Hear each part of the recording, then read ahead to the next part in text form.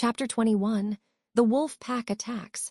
Panic surged through the ferry as several classmates scrambled towards Ethan Blackwood, grabbing onto him and crying out for help. "Ethan Blackwood, save us, please. We don't want to die." Just as Ethan Blackwood began to speak, the ferry's loudspeaker crackled to life. "Attention, passengers. This vessel has been hijacked by pirates. Everyone, remain calm and cooperate. Hand over all your valuables, and we guarantee your safety. If anyone resists, we will show no mercy." A harsh, grating voice echoed from the loudspeaker, sending a shiver through every passenger.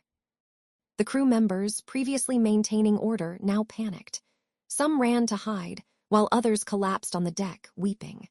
The man who had shouted at Ethan Blackwood earlier, Ryan Caldwell, was now paralyzed with fear, his face ashen. He slumped against the railing, trembling. In contrast, Ethan Blackwood remained composed. He glanced at Sophia Ashbourne, Lucas Everhart, and Isabel Hawthorne, who were standing beside him. Sophia Ashbourne's face was pale, her eyes filled with terror, but she firmly held Ethan Blackwood's hand, gripping it so tightly her knuckles whitened. Lucas Everhart and Isabel Hawthorne also showed fear, their expressions grim. "It's just a few pirates, there's no need to panic," Ethan Blackwood said calmly, his voice steady. Upon hearing his words, Sophia Ashbourne, Lucas Everhart, and Isabel Hawthorne looked at him in surprise. "Ethan Blackwood, you..." "What did you say?" Sophia Ashbourne asked, her voice trembling slightly. "I said it's just a few pirates. Don't be afraid," Ethan Blackwood repeated, his tone unchanged. "Ethan Blackwood, no matter how strong you are, you can't fight a whole ship of pirates," Lucas Everhart exclaimed, a hint of desperation in his voice. As a student of martial arts, he knew the discipline and organization of pirates, especially compared to ordinary people. What could one person do against them? "Exactly. Ethan Blackwood, this is no time for jokes," Isabel Hawthorne added, her voice laced with anxiety. At this moment, several burly men, armed with pistols and machetes, emerged from the cabin. Their faces were weathered, their eyes exuding a fierce, murderous aura. They looked around with cold detachment, scanning the panicked passengers as if they were prey. "Line up! Everyone line up. If anyone tries to resist or call for help, we'll start killing," one pirate roared, his voice like thunder. Fear swept through the deck. Passengers quickly formed lines, their faces etched with terror. One middle-aged man tried to covertly use his phone to call for help. A pirate immediately noticed, grabbed the phone, and smashed it. Then he swung his machete, brutally severing the man's arm. "Ah!" the man screamed, blood gushing from his wound.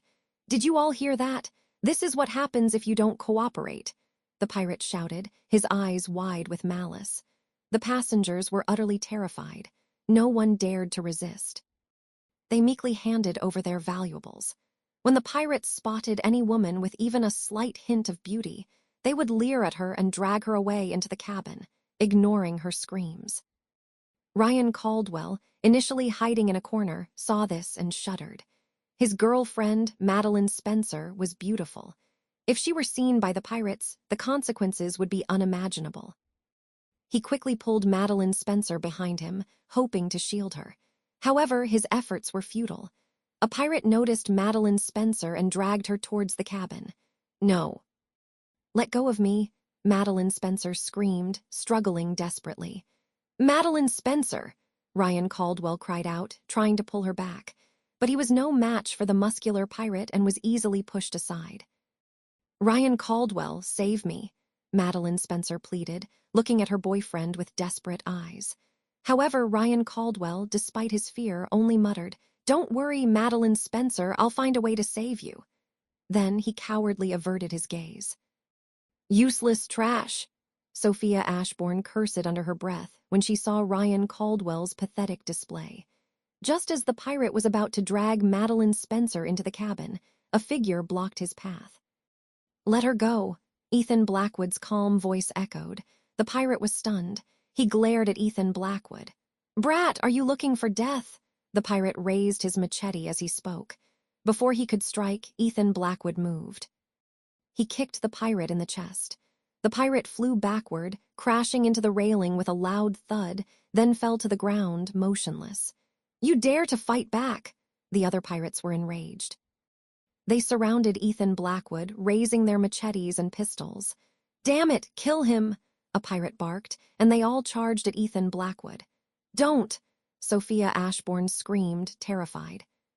She squeezed her eyes shut, unable to bear the sight. However, the sounds of fighting she expected didn't come.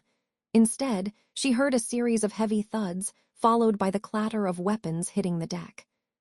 Sophia Ashbourne cautiously opened her eyes and saw a scene that left her stunned. All the pirates who had attacked Ethan Blackwood were now lying on the deck, groaning in pain.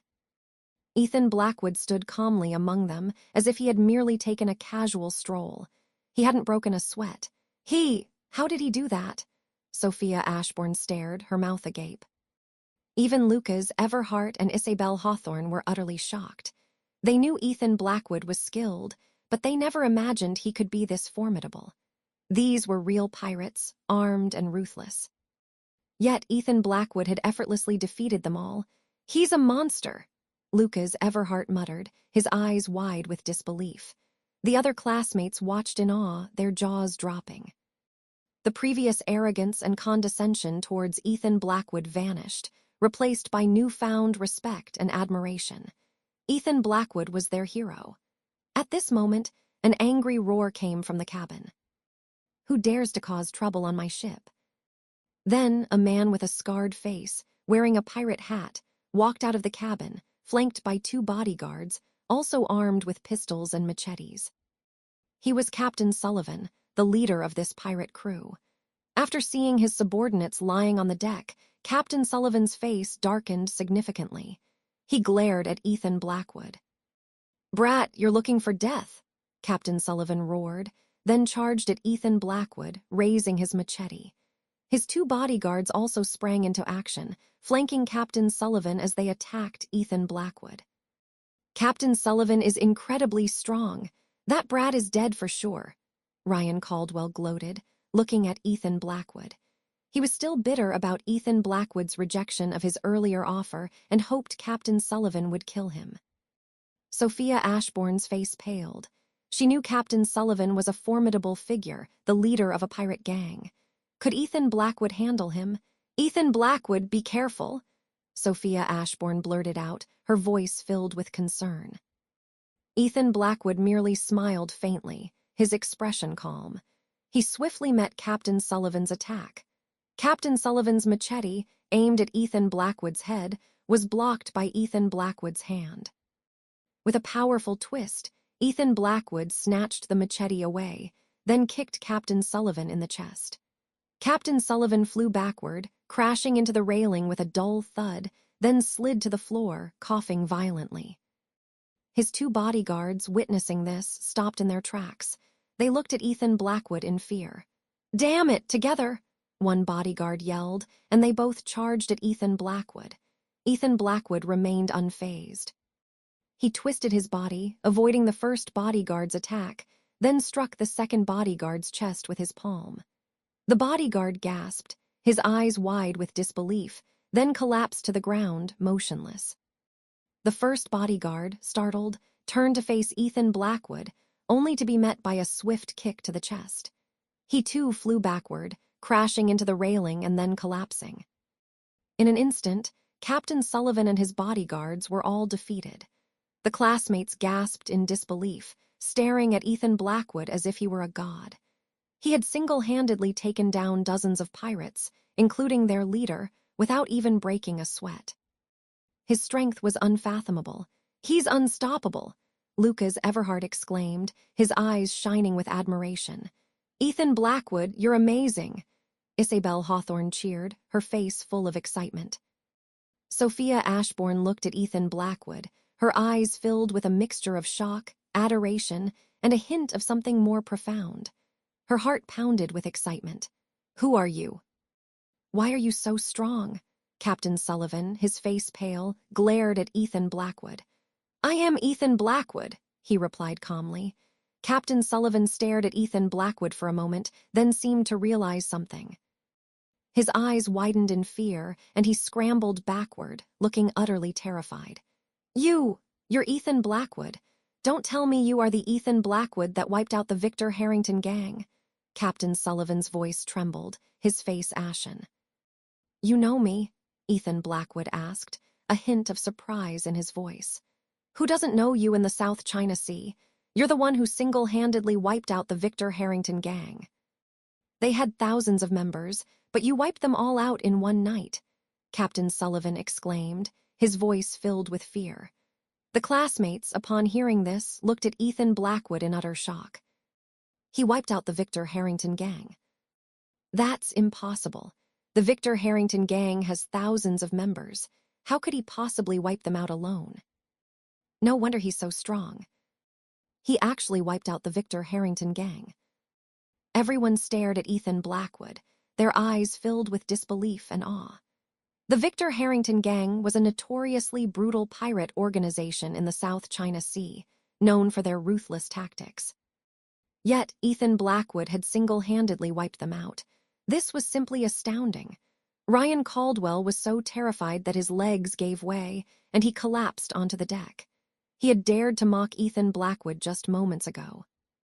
If Ethan Blackwood wanted to kill him, it would be as easy as crushing an ant. Sophia Ashbourne stared at Ethan Blackwood, her eyes filled with astonishment. She had known he was strong, but she never imagined he was a legend who had wiped out an entire pirate gang. No wonder he remained so calm and composed in the face of danger. He was a true hero, a legend. Since you know me, you should know the consequences of encountering me, Ethan Blackwood said calmly, looking at Captain Sullivan. Captain Sullivan trembled like a leaf. Please, Mr. Ethan Blackwood, spare my life. I'm willing to do anything for you. I'll spare your life, but you must ensure the safety of all these passengers and give them back their stolen valuables, Ethan Blackwood said. Yes, I'll do it right away. Captain Sullivan scrambled to his feet and ordered his subordinates to return all the stolen valuables and release the women they had abducted. The passengers were initially terrified, but now looked at Captain Sullivan in confusion. What was going on? Why was Captain Sullivan suddenly so polite to Ethan Blackwood? Then, they heard Captain Sullivan's panicked voice. You're the Ethan Blackwood who wiped out the Victor Harrington gang. The passengers were stunned. Was this true? The ruthless pirate gang known as the Victor Harrington gang had been wiped out by Ethan Blackwood. They looked at Ethan Blackwood with newfound respect and awe. They had been blind. They had mocked and ridiculed him, but he was actually a hidden master, a true hero. They had all been wrong about him. Ryan Caldwell was the only one who didn't show any remorse. He just stared at Ethan Blackwood with fear and hatred in his eyes. After all the valuables were returned and the abducted women were released, Ethan Blackwood ordered Captain Sullivan to steer the ferry towards the nearest port. Captain Sullivan didn't dare to disobey. He immediately ordered his crew members to change course. When the ferry arrived at the port, the police and rescue teams were already waiting. The passengers, seeing the police, cheered loudly. We're saved. We're finally saved. The police immediately boarded the ferry and arrested Captain Sullivan and his gang. The passengers, filled with gratitude, thanked Ethan Blackwood profusely. Thank you, Ethan Blackwood, for saving us. You're our hero. Ethan Blackwood simply smiled and said, It was nothing. Sophia Ashbourne, Lucas Everhart, and Isabel Hawthorne walked up to Ethan Blackwood. Ethan Blackwood, you're truly amazing, Sophia Ashbourne exclaimed, her eyes shining with admiration. Yes, Ethan Blackwood, you're the best. Lucas Everhart and Isabel Hawthorne chimed in. Ethan Blackwood smiled. All right, let's go. Just as they were about to leave, a woman approached Ethan Blackwood. She was Madeline Spencer, Ryan Caldwell's girlfriend. Ethan Blackwood, thank you for saving me, she said, her eyes filled with gratitude. You're welcome, Ethan Blackwood replied. Madeline Spencer then looked at Ryan Caldwell, her eyes filled with disappointment. Ryan Caldwell, let's break up. Ryan Caldwell's face turned pale. Madeline Spencer, no. You can't do this. You're a coward, Ryan Caldwell. When I was in danger, you just stood there and did nothing. You're not a man. Madeline Spencer's voice was cold and firm. Ryan Caldwell tried to argue, but Madeline Spencer had already walked away, leaving him standing there, utterly defeated. Ethan Blackwood watched the scene unfold, then turned to leave with Sophia Ashbourne, Lucas Everhart, and Isabel Hawthorne. Suddenly, a voice rang out. Ethan Blackwood. Ethan Blackwood turned around and saw Emily Winters, a reporter from the South China Sea Daily, running towards him with a camera crew. Ethan Blackwood, can I interview you? Emily Winters asked, her eyes shining with excitement. No, thank you, Ethan Blackwood replied, then turned to leave. Emily Winters was disappointed but didn't give up. She had heard about Ethan Blackwood's heroic deeds and was determined to get an exclusive interview. Ethan Blackwood, please, just a few questions, Emily Winters pleaded, but Ethan Blackwood had already walked away. Emily Winters sighed, then turned to the other passengers. Can anyone tell me what happened? The passengers, eager to share their story, recounted Ethan Blackwood's heroic actions. Emily Winters quickly recorded their testimonies, her eyes gleaming with excitement. This was going to be a huge story. Meanwhile, Maxwell Goldstein, the young master of the Goldstein family, was fuming during a meeting at the Goldstein family mansion. He had been humiliated by Ethan Blackwood at the Heavenly Restaurant and was determined to get his revenge. Damn Ethan Blackwood, I swear I'll make him pay, Maxwell Goldstein roared, slamming his fist on the table. His bodyguard, a burly man named Victor Harrington, stepped forward. Young master, what are your orders? Victor Harrington, call all our men. I want Ethan Blackwood dead. Maxwell Goldstein's eyes gleamed with malice. But young master, Ethan Blackwood is incredibly strong. We should be careful, Victor Harrington cautioned. Are you afraid, Victor Harrington? Maxwell Goldstein sneered. No, young master. I'm just worried about your safety, Victor Harrington replied. HMPH, don't worry about me, just do as I say, Maxwell Goldstein snapped. Victor Harrington bowed and left the room. Maxwell Goldstein's face twisted into a cruel smile. Ethan Blackwood, you're dead. No one can escape the wrath of the Goldstein family. After Sophia Ashbourne finished licking the fresh tree sap, Ethan Blackwood cut off another piece of bark. Repeating this several times, the pain finally eased considerably. After another while, Sophia Ashbourne had regained consciousness. Thank you. Her eyes lowered, and she spoke softly. Yet his mind was awash with a multitude of thoughts. If not for this man, she might have perished by now.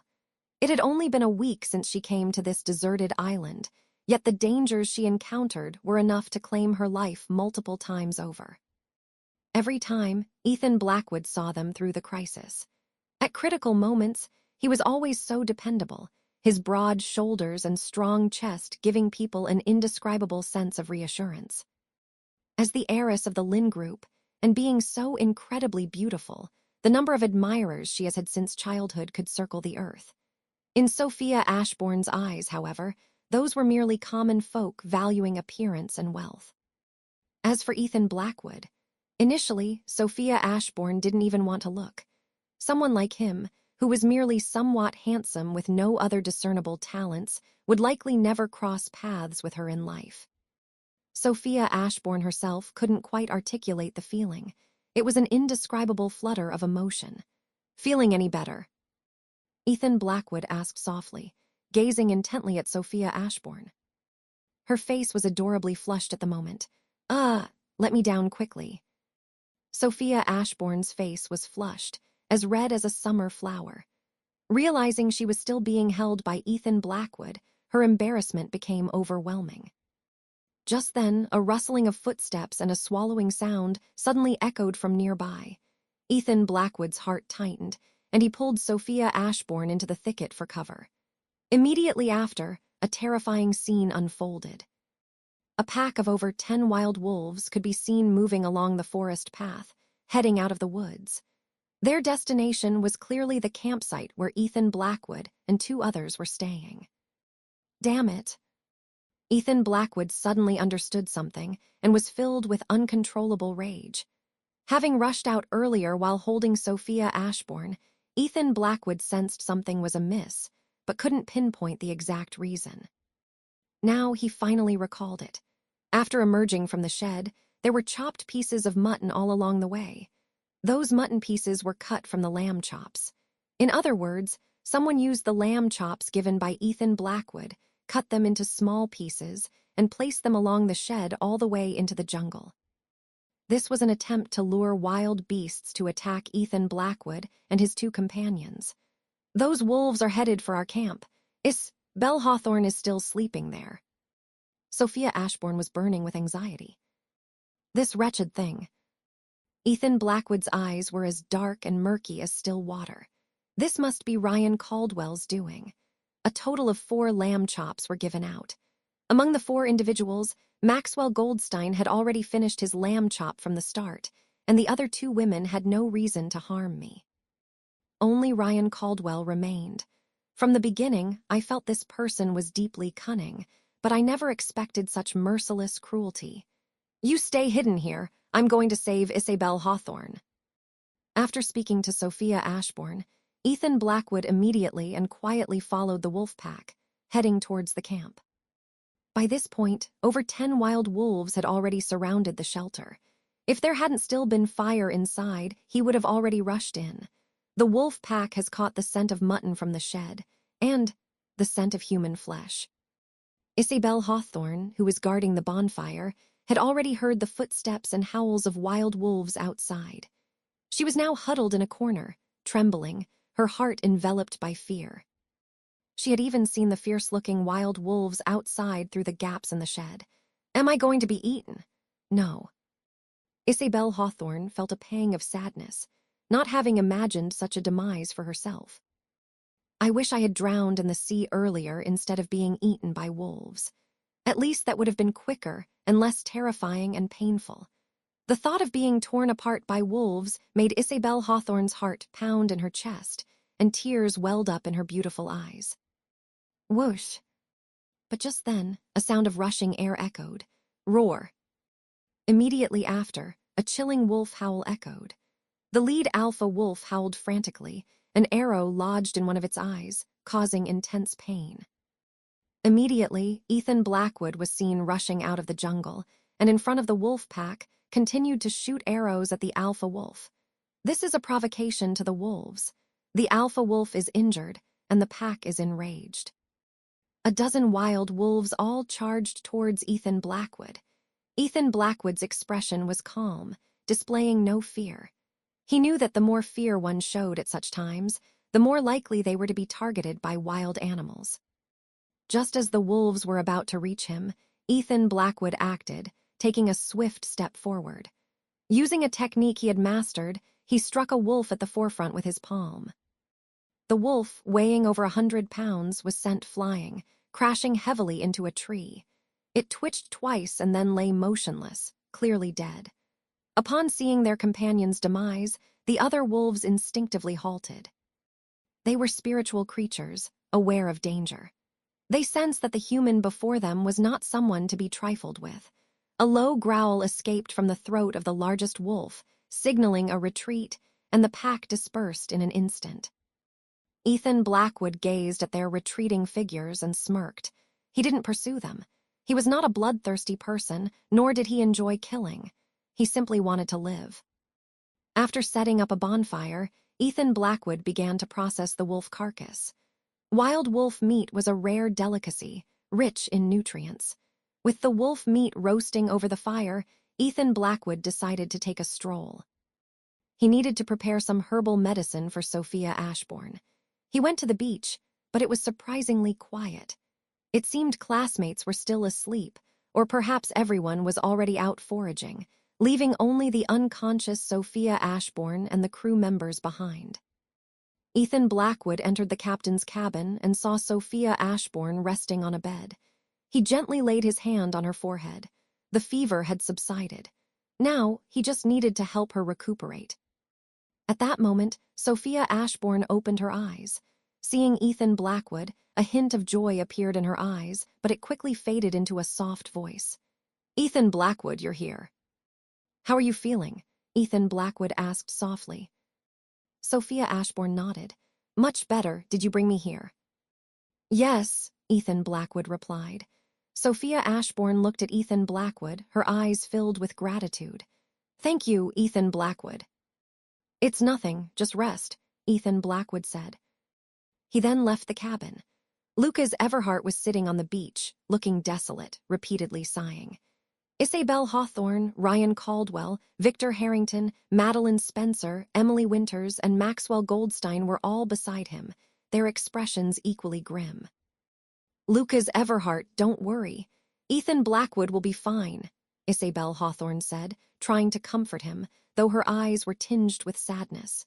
She knew that in such a perilous environment, anyone could die at any moment. "How could he be fine? He went to the forest alone. Maybe he's already dead, eaten by wild beasts," Lucas Everhart sobbed, tears streaming down his face. "Lucas Everhart, don't say that." Isabel Hawthorne tried to stop him.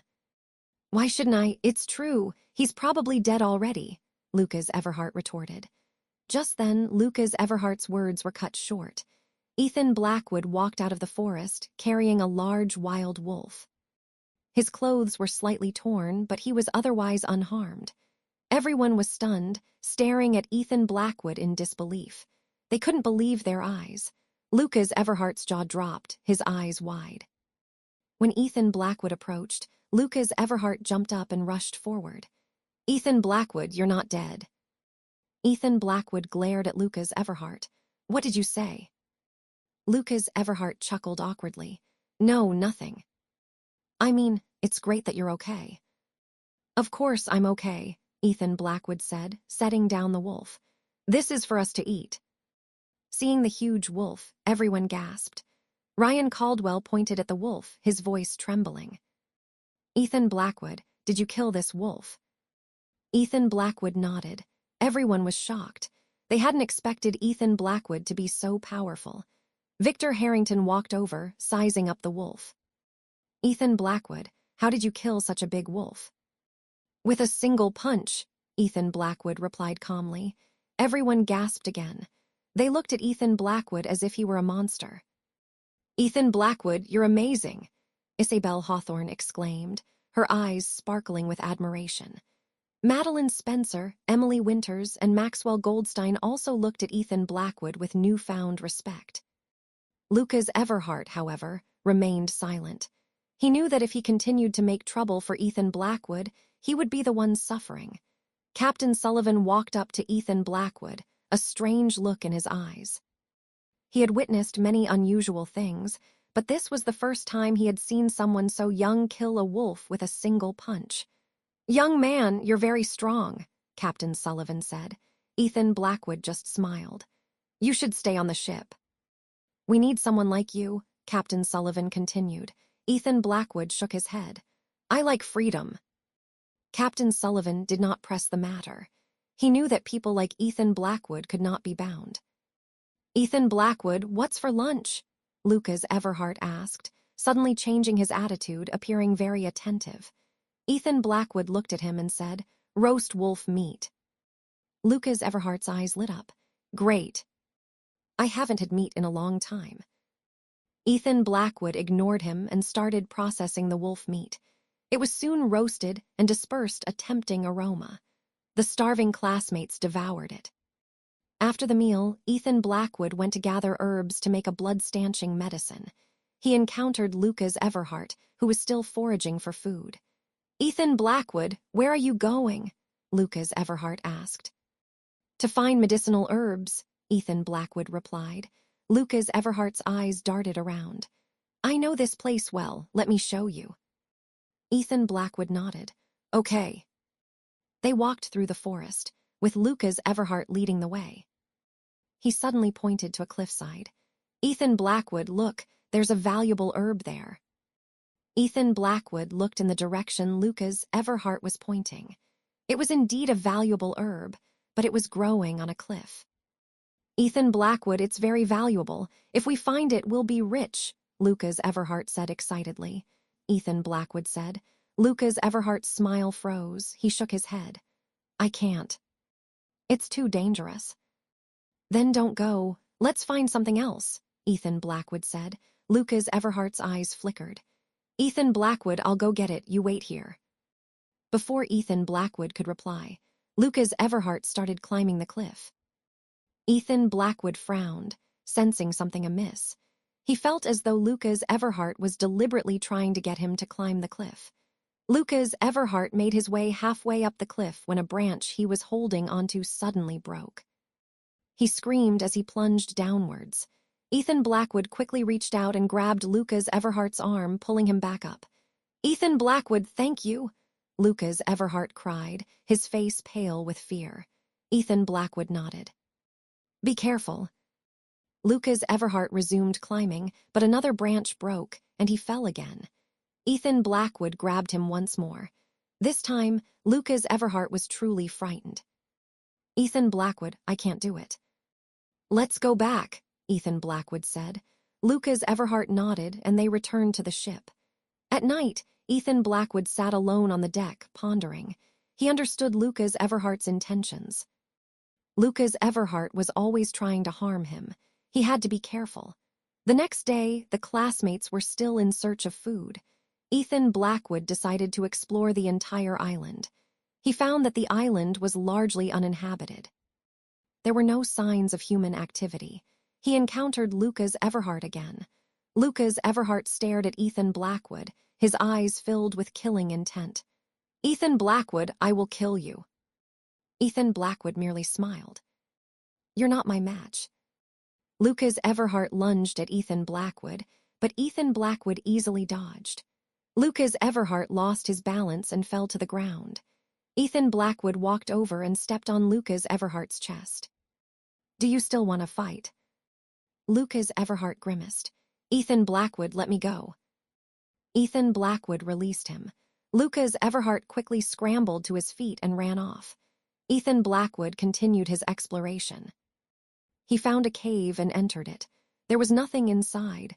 He decided to turn back. Suddenly, a massive python blocked his path. The python was several tens of feet long, its body as thick as a bucket. Its eyes were amber, glowing with an ominous light. Ethan Blackwood's expression hardened. He knew this python was not ordinary. The python lunged at Ethan Blackwood, its mouth agape, revealing razor-sharp fangs. Ethan Blackwood moved swiftly, avoiding the attack. He delivered a punch to the python's head. The python hissed, its head recoiling. It turned and attacked again. Ethan Blackwood continued to dodge. He aimed another punch at the python's vital spot, delivering a powerful blow. The python thrashed wildly, then lay still. Ethan Blackwood approached, confirming it was dead. He dragged the python out of the cave. Upon seeing the huge python, classmates were stunned. Ethan Blackwood, you killed such a big python? Ryan Caldwell asked, his voice trembling. Ethan Blackwood nodded. Everyone was shocked. Ethan Blackwood's strength had exceeded their imagination. Lucas Everhart's face was ashen. He was now fully convinced that Ethan Blackwood was invincible. Ethan Blackwood cut the python into pieces and started a fire. Soon the python meat was cooked. Everyone had a good meal. The next day, Ethan Blackwood continued to explore the island. He found an ancient ruin. It was very old, covered in moss and vines. Ethan Blackwood entered the ruin. He discovered a stone tablet inscribed with ancient characters. He tried to decipher them, but he couldn't understand them. He continued further and found a stone chamber. Inside, there was a stone bed and a large chest. Ethan Blackwood opened the chest and found several ancient books and some gold coins. He took the books and coins and left the ruin. Back on the ship, Ethan Blackwood studied the ancient books. They were about ancient cultivation methods. Ethan Blackwood was overjoyed. He had never imagined he would find such treasures. He started practicing the cultivation methods. His strength grew rapidly. On the third day, Ethan Blackwood was meditating when he heard a commotion. He went to investigate and saw a group of pirates attacking the ship. Captain Sullivan was fighting the pirates. His skills were good, but he was outnumbered. Ethan Blackwood immediately joined the fight. He used his cultivation to defeat the pirates. The pirates fled in terror. Captain Sullivan was amazed by Ethan Blackwood's strength. "Young man, thank you for saving us." Ethan Blackwood smiled. "It's nothing." Captain Sullivan's eyes twinkled. He knew that Ethan Blackwood was no ordinary person. The ship continued its journey. A few days later, they arrived at a large city.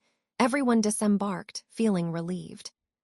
"Ethan Blackwood, thank you for everything," Sophia Ashbourne said to Ethan Blackwood, her eyes filled with gratitude. Ethan Blackwood smiled. "Take care." He then left. Lucas Everhart approached Ethan Blackwood, his expression complex. "Ethan Blackwood, I was wrong, I apologize." Ethan Blackwood glanced at him. "It's fine, take care of yourself."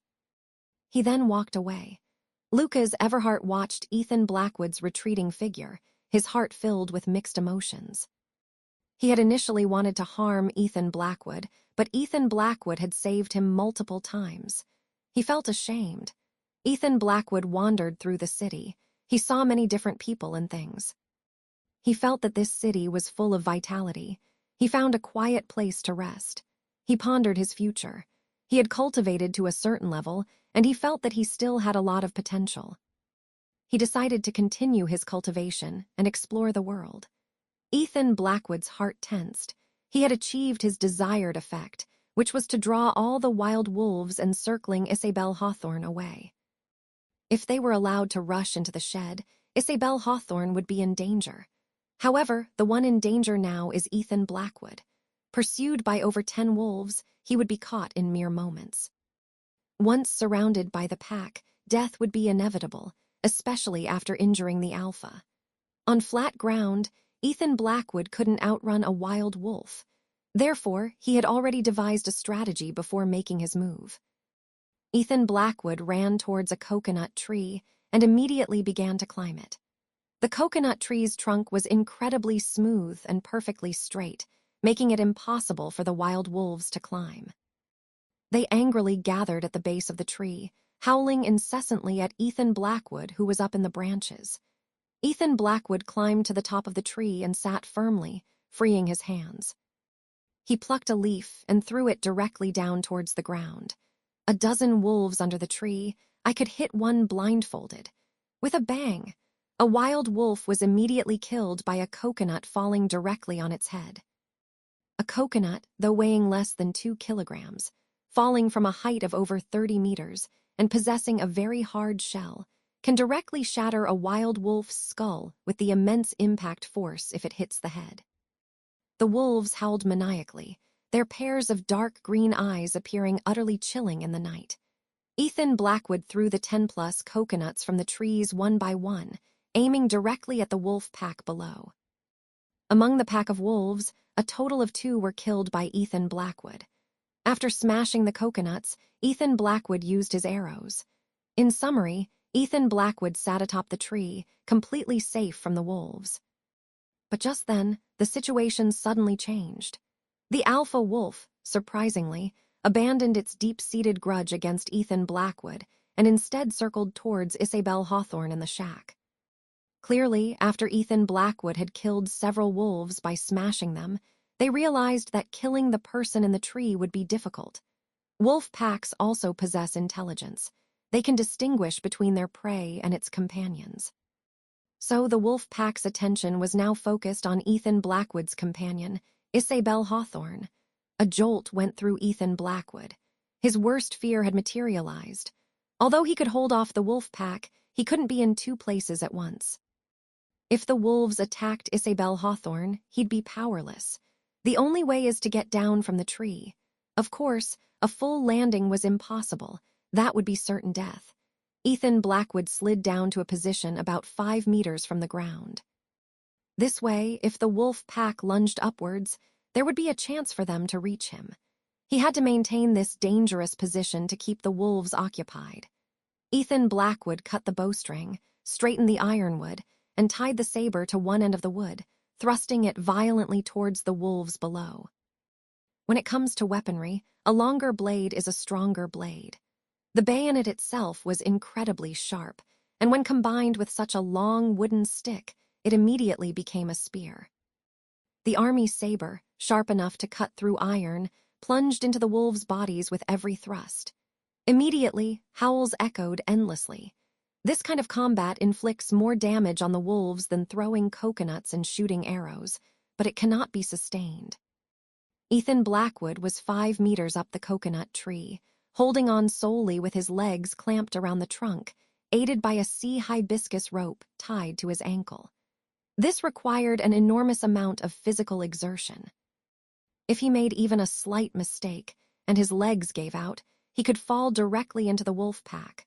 What made Ethan Blackwood even more anxious was that the wolves had gotten smarter. They weren't in a hurry to attack Ethan Blackwood.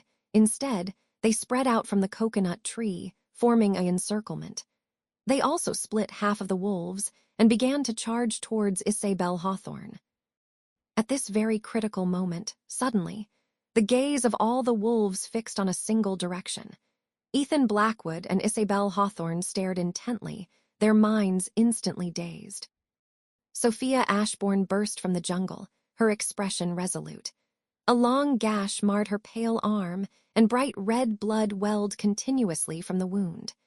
This deep wound was intentionally inflicted by her, her goal being to draw the wolf away. The pack was highly sensitive to the scent of blood, their eerie green eyes instantly glowing as they all surged towards Sophia Ashbourne. Sophia Ashbourne! Isabel Hawthorne's eyes immediately reddened. Ethan Blackwood and Sophia Ashbourne walked side by side, engaging in hushed conversation.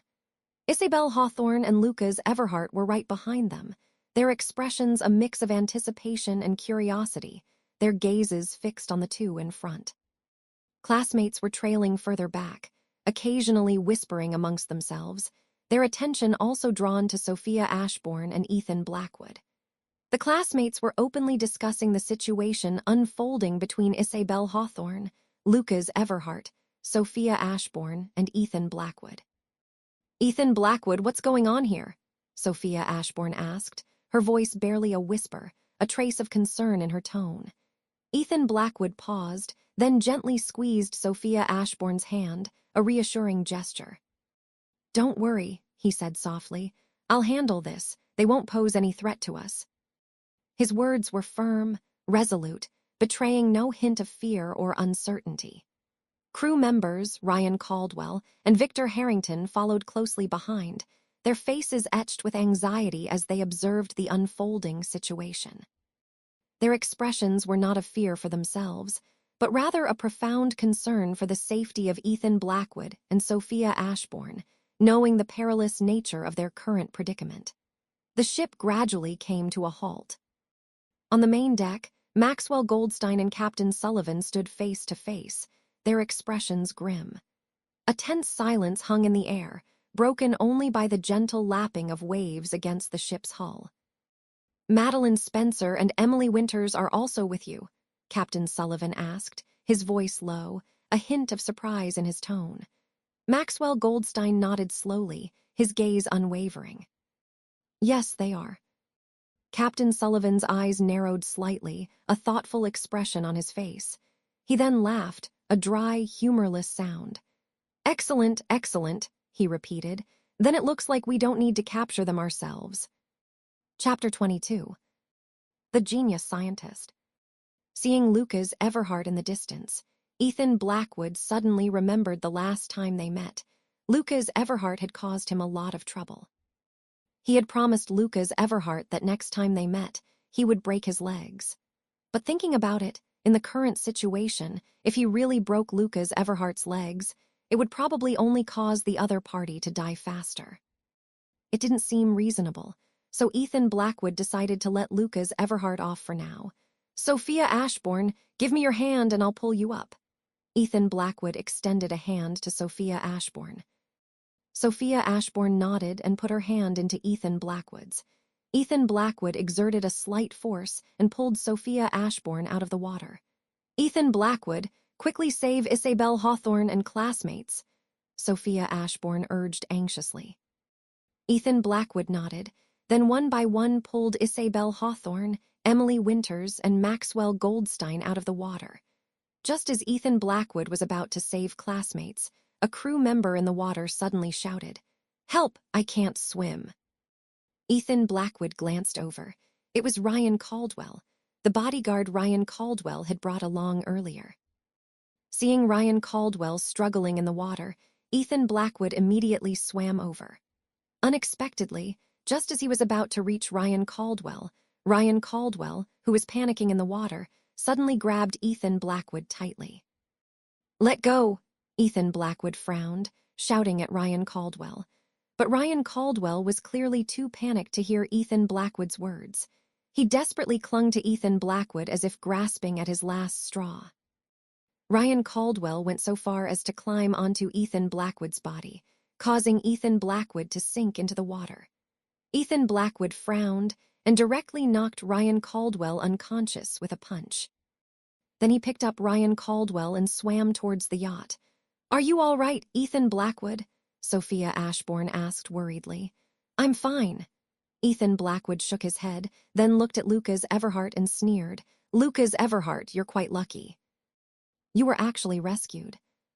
Lucas Everhart spat out a mouthful of water and said with a pale face, "Ethan Blackwood, just you wait. I will definitely make you pay for this." "Ethan Blackwood, Lucas Everhart, what are you two still doing arguing?" "Come and help," Victor Harrington shouted impatiently. Ethan Blackwood and Lucas Everhart ignored Victor Harrington, but both turned to look at the other side of the sea. Over there, a fishing boat was slowing approaching.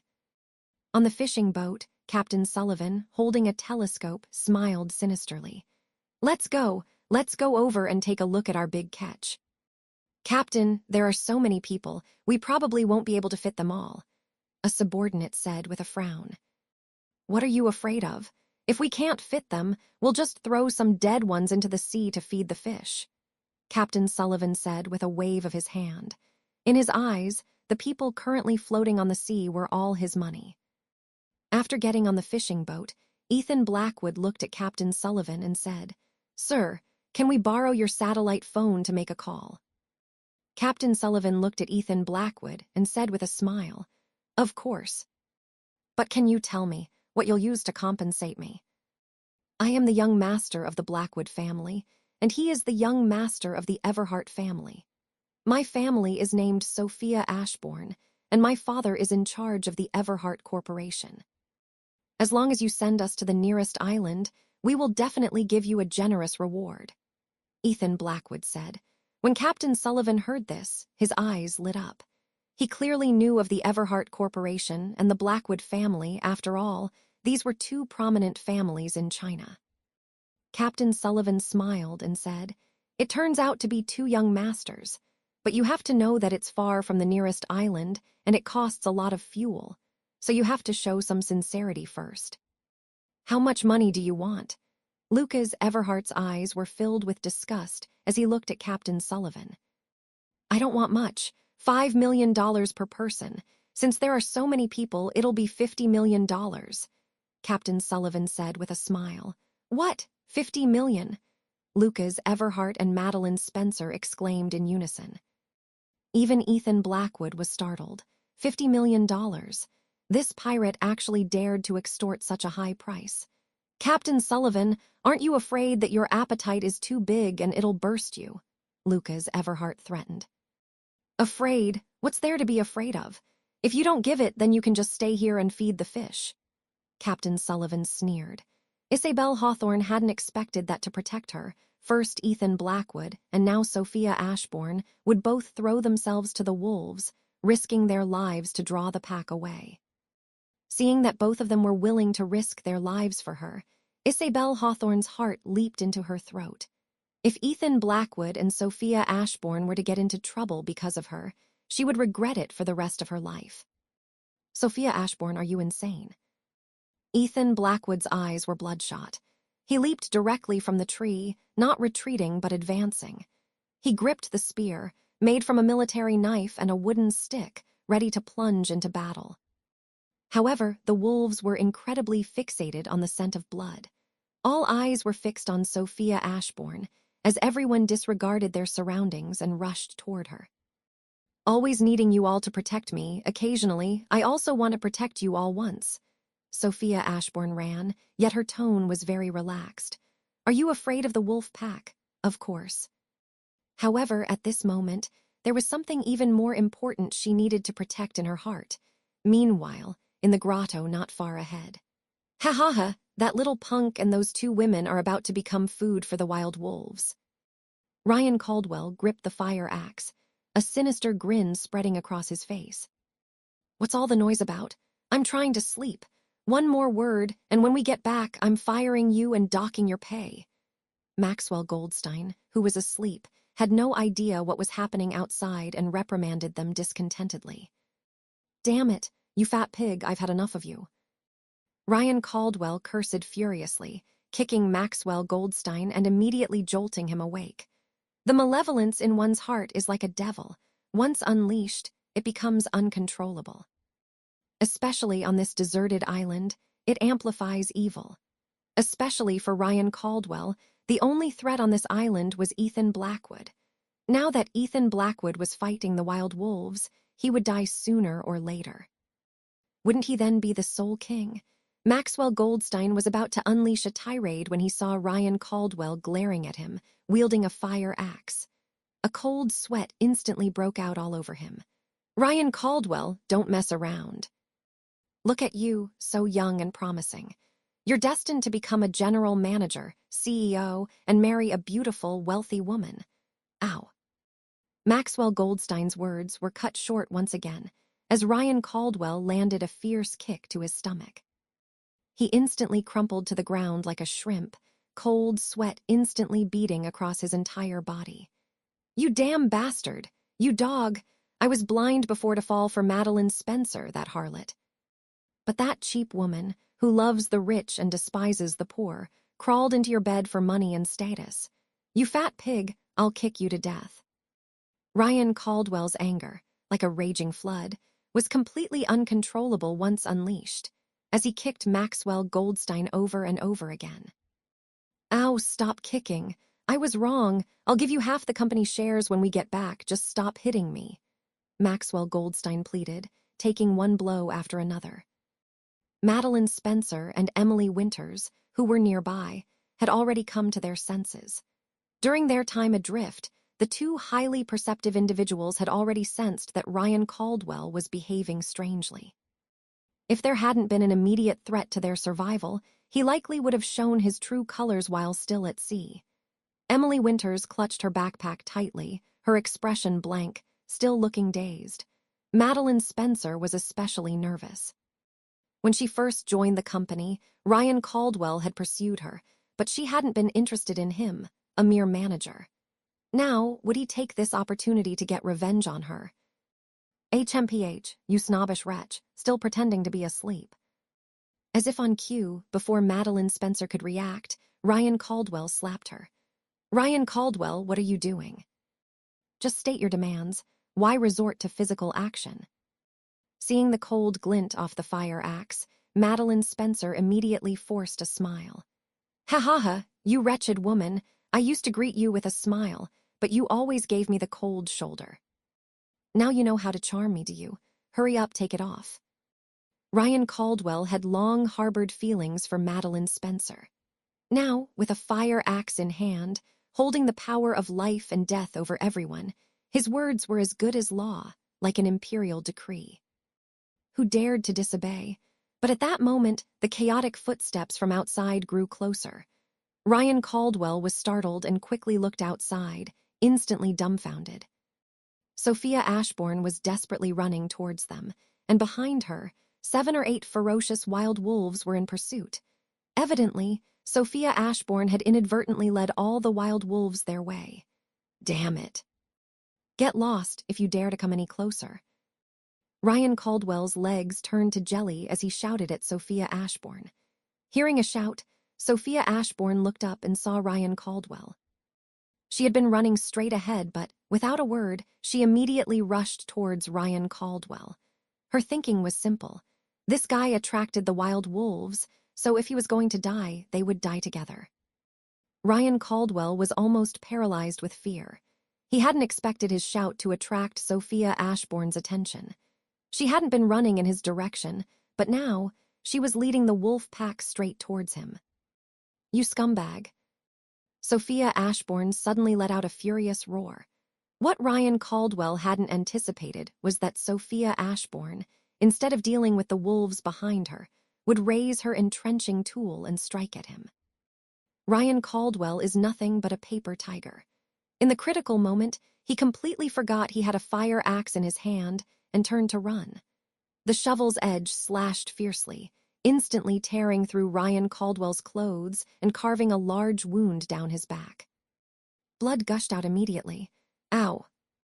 The wolf pack was immediately drawn by the richer scent of blood, their green glowing eyes instantly fixated on Ryan Caldwell.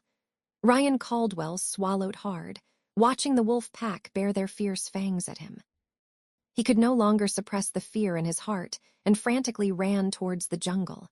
Immediately, half of the wolf pack split off and began to chase Ryan Caldwell.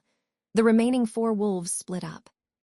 2 lunged at Sophia Ashbourne, while the alpha wolf, accompanied by the strongest of its pack, moved to corner Ethan Blackwood from both sides. Evidently, even drawn by the scent of blood, the memory of Ethan Blackwood shooting out one of its eyes, along with the hatred, had not been forgotten. Ethan Blackwood subtly shifted his feet, his attention 99% focused, carefully observing the wolves' movements, ready to react at any moment. Meanwhile, the 2 wolves, also attacking from front and back, fixed their sights on Sophia Ashbourne, ready to launch their final assault. Whoosh! Just then, a small syringe suddenly flew out and embedded itself in the alpha wolf's back.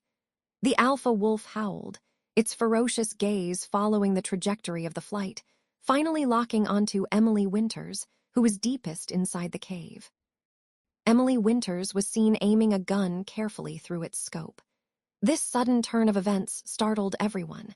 Even Maxwell Goldstein and Madeline Spencer hadn't expected that this usually timid girl would carry a tranquilizer gun with her. So that large backpack she always carried contained something like this. The alpha wolf still wanted to attack, but a wave of powerlessness enveloped it. The wolf felt an immense sense of danger. Ow! With an unwilling roar, the alpha wolf used its remaining strength to immediately run into the jungle, its figure disappearing into the night. Seeing the alpha wolf retreat, the other 3 wild wolves also had no choice but to follow closely behind. It was only when all the wolves had vanished from sight that the hearts of the group finally settled. Ethan Blackwood, without pausing to rest, quickly opened the first aid kit. He applied antiseptic cream to Sophia Ashbourne's arm wound, then carefully bandaged it layer by layer. "Didn't I say before that all actions should follow my command?" Ethan Blackwood glared at Sophia Ashbourne, his expression utterly serious. Her actions just now were far too reckless. If not for good fortune, she might already be dead. HMPH, none of your business. Sophia Ashbourne pouted, acting willful and a bit arrogant. Yet, seeing Ethan Blackwood's evident concern for her, an indescribable joy blossomed deep within her heart. Isabel Hawthorne looked at Sophia Ashbourne's bandaged arm with a pained expression, tears streaming down her face. Maxwell Goldstein was still reeling from shock. Today had been truly miserable. He had been beaten by his subordinates and frightened by wild wolves. He had almost lost his life right there. Madeline Spencer also breathed a sigh of relief.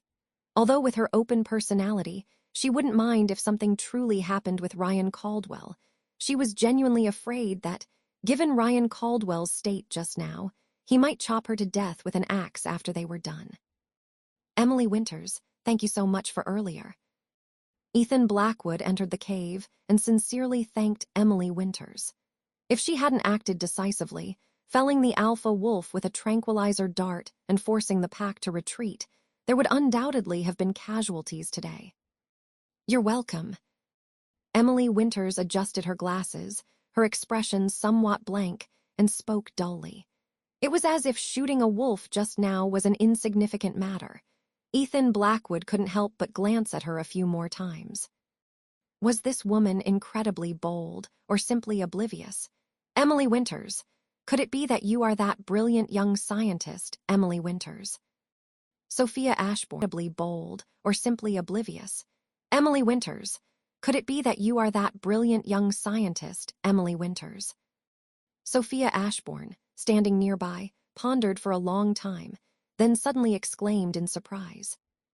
Captain Lucas Everhart, I've got my eye on a beautiful young woman, Ryan Caldwell said, pointing to Sophia Ashbourne. Do you think she's interested in me? Lucas Everhart glanced at Sophia Ashbourne, then turned to Ryan Caldwell with a sneer. Look at yourself in the mirror, Ryan Caldwell. Do you think a beauty like her would fancy a scumbag like you? What did you say? Ryan Caldwell's face turned red. Lucas Everhart, you dare to insult me. I'm just stating the truth, Lucas Everhart said with a shrug and a smile, then walked over to Sophia Ashbourne. Victor Harrington was shocked by Lucas Everhart's audacity. Lucas Everhart has always been infatuated with Sophia Ashbourne, and now he's making a move in front of everyone. Things are about to get interesting. Madeline Spencer and Emily Winters also looked on with anticipation. Among the classmates, Sophia Ashbourne was undoubtedly the most beautiful girl, and Lucas Everhart was the most handsome boy. Many of the girls secretly admired Lucas Everhart, and they were eager to see if he could win Sophia Ashbourne's heart. Maxwell Goldstein quietly pulled Isabel Hawthorne aside. Isabel Hawthorne, Lucas Everhart is going after Sophia Ashbourne. This is a great opportunity for you to confess your feelings to Ethan Blackwood. Isabel Hawthorne's eyes lit up, but then she hesitated. What if Ethan Blackwood rejects me? Don't worry, Isabel Hawthorne. Ethan Blackwood is a kind person. Even if he rejects you, he won't make you feel awkward, Maxwell Goldstein said, reassuring her. Besides, you're so pretty, Ethan Blackwood might even agree.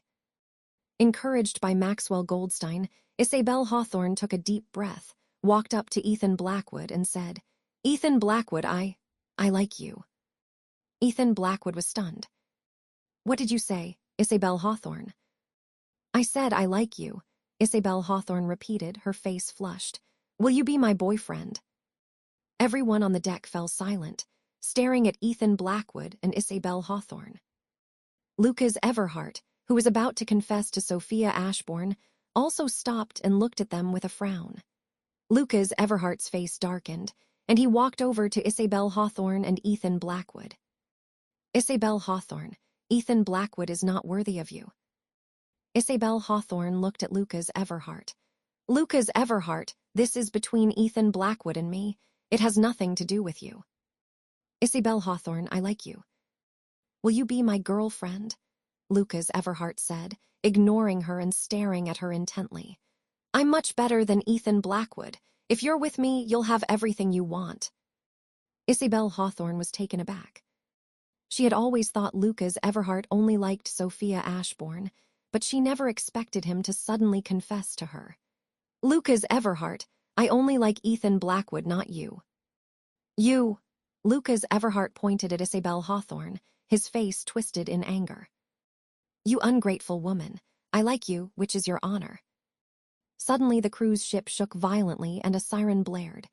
Crew members rushed to the deck, shouting, Pirates! Pirates! Everyone panicked and screamed. Don't panic, Captain Sullivan yelled, trying to maintain order. Crew members prepare for battle. Amidst the chaos, a pirate ship approached the cruise ship. Captain Sullivan's face turned pale.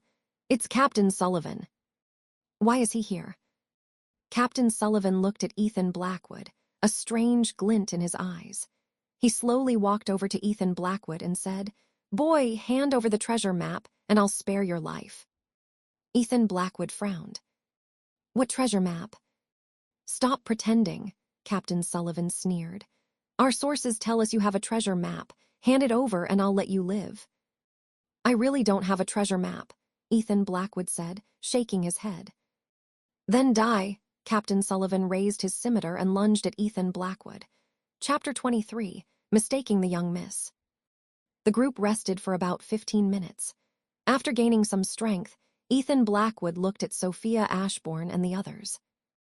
"Are there any others in your class who are still alive besides us?" he asked. The classmates all looked at Sophia Ashbourne. She shook her head. "No, there seems to be only us left. The others were probably all killed by those pirates." Then she continued, "But there are a few students from the other classes who might still be alive." Just as everyone was about to speak, Lucas Everhart suddenly exclaimed, "Ah, Ryan Caldwell." Everyone turned their heads and saw Ryan Caldwell being dragged onto the deck by a few crew members. Ryan Caldwell was drenched, his face pale, with rope marks on his body. He seemed to have been tied up and thrown into the sea. Sophia Ashbourne's eyes widened. "Ryan Caldwell, are you okay?" Ryan Caldwell shook his head. "I'm fine, but Victor Harrington and Madeline Spencer are. They're gone." He seemed to have been crying. He choked as he spoke. "They were forced into the sea by the pirates too, but they probably couldn't swim and drowned." He looked heartbroken. Sophia Ashbourne was about to console him when Isabel Hawthorne, standing beside her, suddenly screamed, "Emily Winters!" Everyone looked back and saw Emily Winters being held by Maxwell Goldstein. Maxwell Goldstein's hand was firmly clamped over Emily Winters's neck, and he was lifting her off the ground with one hand. Emily Winters's face was flushed, her hands and feet flailing weakly. It was clear she was having difficulty breathing. Captain Sullivan stared at Ethan Blackwood and then back at Maxwell Goldstein. His voice was cold. "Maxwell Goldstein, what are you doing?"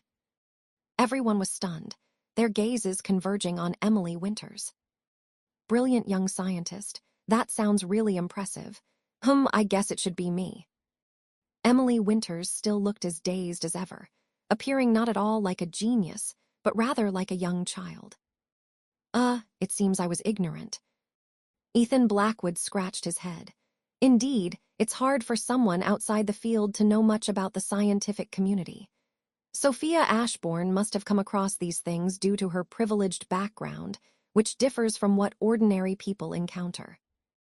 That's because Emily Winters is a leading figure in the latest genetic medicine research, a shining new star in the entire scientific community.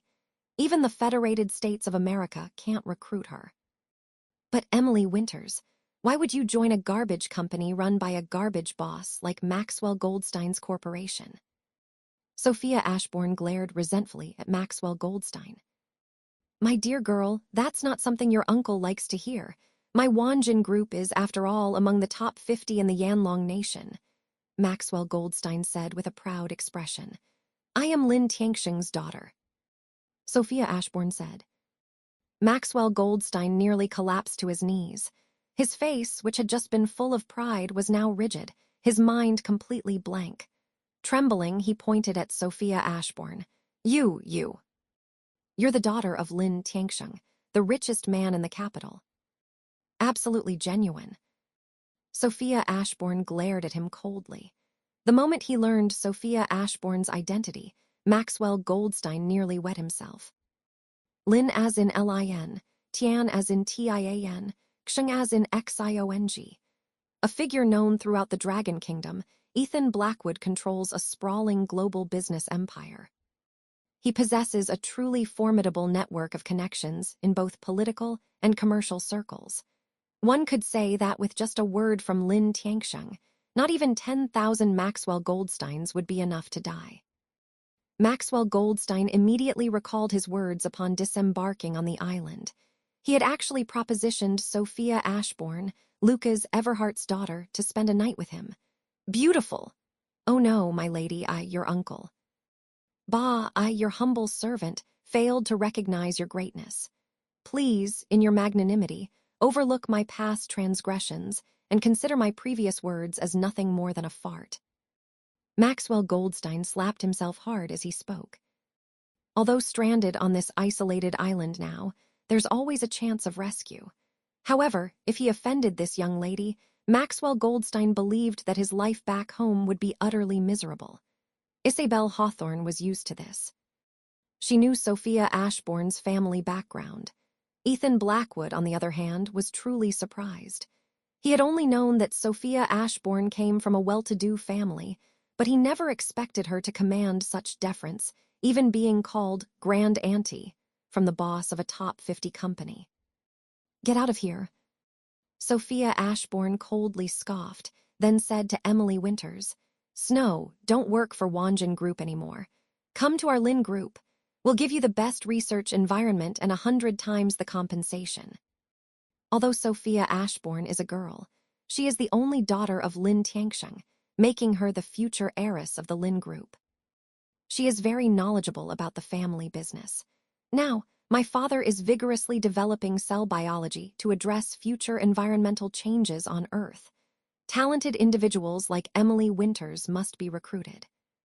I'm not from the Goldstone Group," Emily Winters said blankly.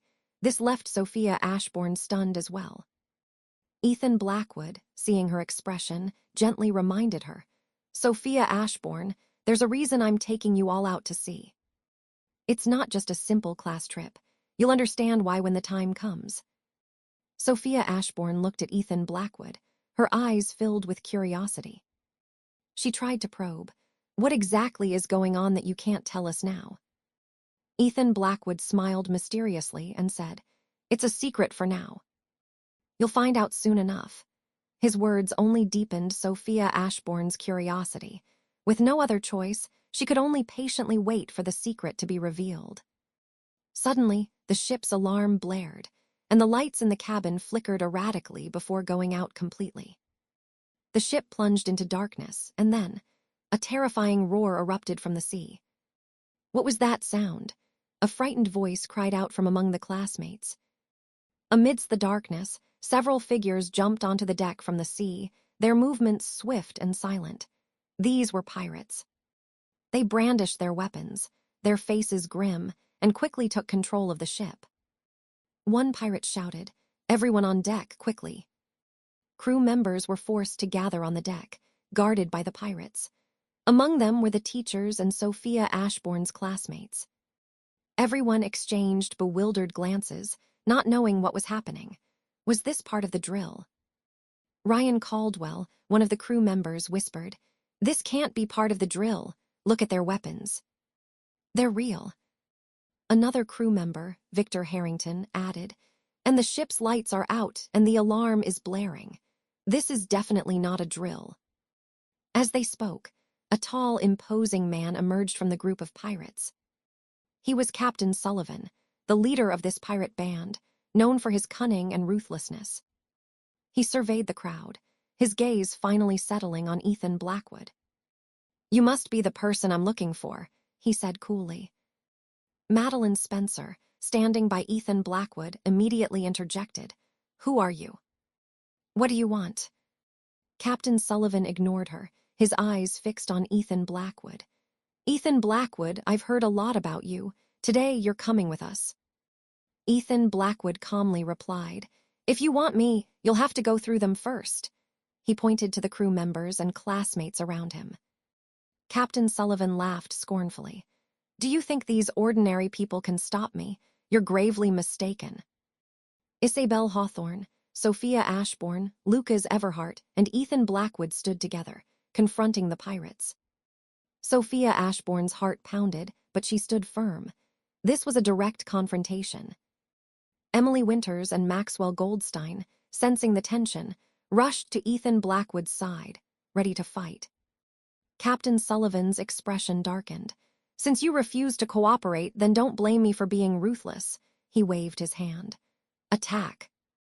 Don't worry about the women and children." "Maxwell Goldstein, what's going on? Emily Winters isn't from your company. Why is she on the same lifeboat?" Sophia Ashbourne demanded. "This. Sophia Ashbourne, I just found her quite beautiful, so I brought her along. After all, it's a man's duty to protect women." Maxwell Goldstein was very blunt, even appearing self-righteous. "Shut your mouth." Sophia Ashbourne almost slapped him. He was really patting himself on the back. Wasn't it just because Emily Winters was quite attractive? Ethan Blackwood was speechless. Drifting at sea, on the verge of starvation, and yet they were to take on a stranger who would share their meager food. Maxwell Goldstein was truly something, prioritizing a woman over his own life. However, he still admired Maxwell Goldstein for his accurate eye in spotting beauties. Emily Winters, with her glasses and slightly dazed expression, seemed rather plain initially. Only upon closer inspection did one realize she was a true beauty. After this terrifying night, everyone was on edge, preventing another attack from the wolves. All 6 individuals gathered inside the triangular tent, taking turns standing watch in 3 shifts. Ethan Blackwood, Sophia Ashbourne, and Lucas Everhart were assigned to the first shift, from 9 p.m. to 12 a.m. Isabel Hawthorne, Ryan Caldwell, and Victor Harrington would take the second shift, from 12 a.m. to 3 a.m. The remaining 3, Madeline Spencer, Emily Winters, and Maxwell Goldstein, were on the final shift, from 3 a.m. until dawn. The classmates huddled together, their faces pale with exhaustion and fear. The air was thick with unspoken apprehension, each rustle outside the tent sending shivers down their spines. The moonlight, casting elongated shadows, offered little comfort. As the night wore on, the chilling silence was occasionally broken by the distant howls of wolves, a grim reminder of their perilous situation. The crew members, seasoned and stoic, stood guard alongside Captain Sullivan.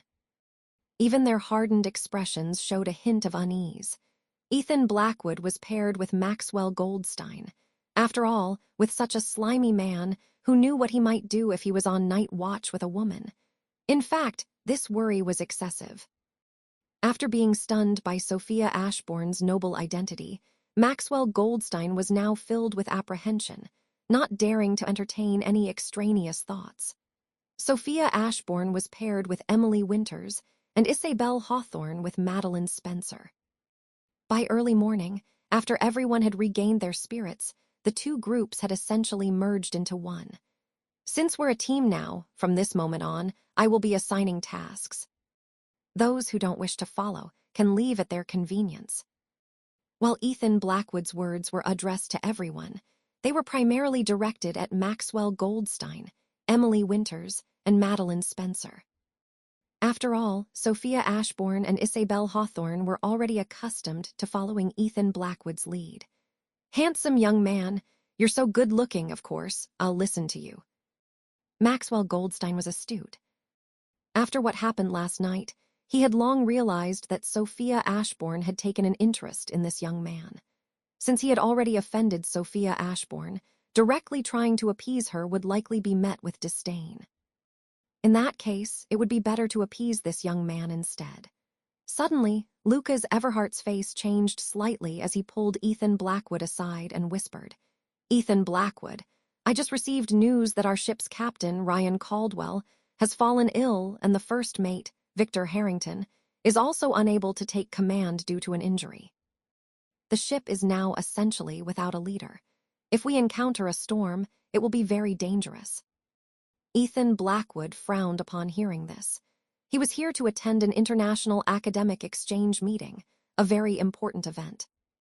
He didn't expect such an incident to occur. He looked at Lucas Everhart and asked, "Is there no one else who can take charge?" Lucas Everhart shook his head. The most experienced crew members are either injured or ill. Now, the ship is relying on the remaining crew members to navigate based on their limited experience. This is why I'm worried. If we encounter a storm, how will they handle it?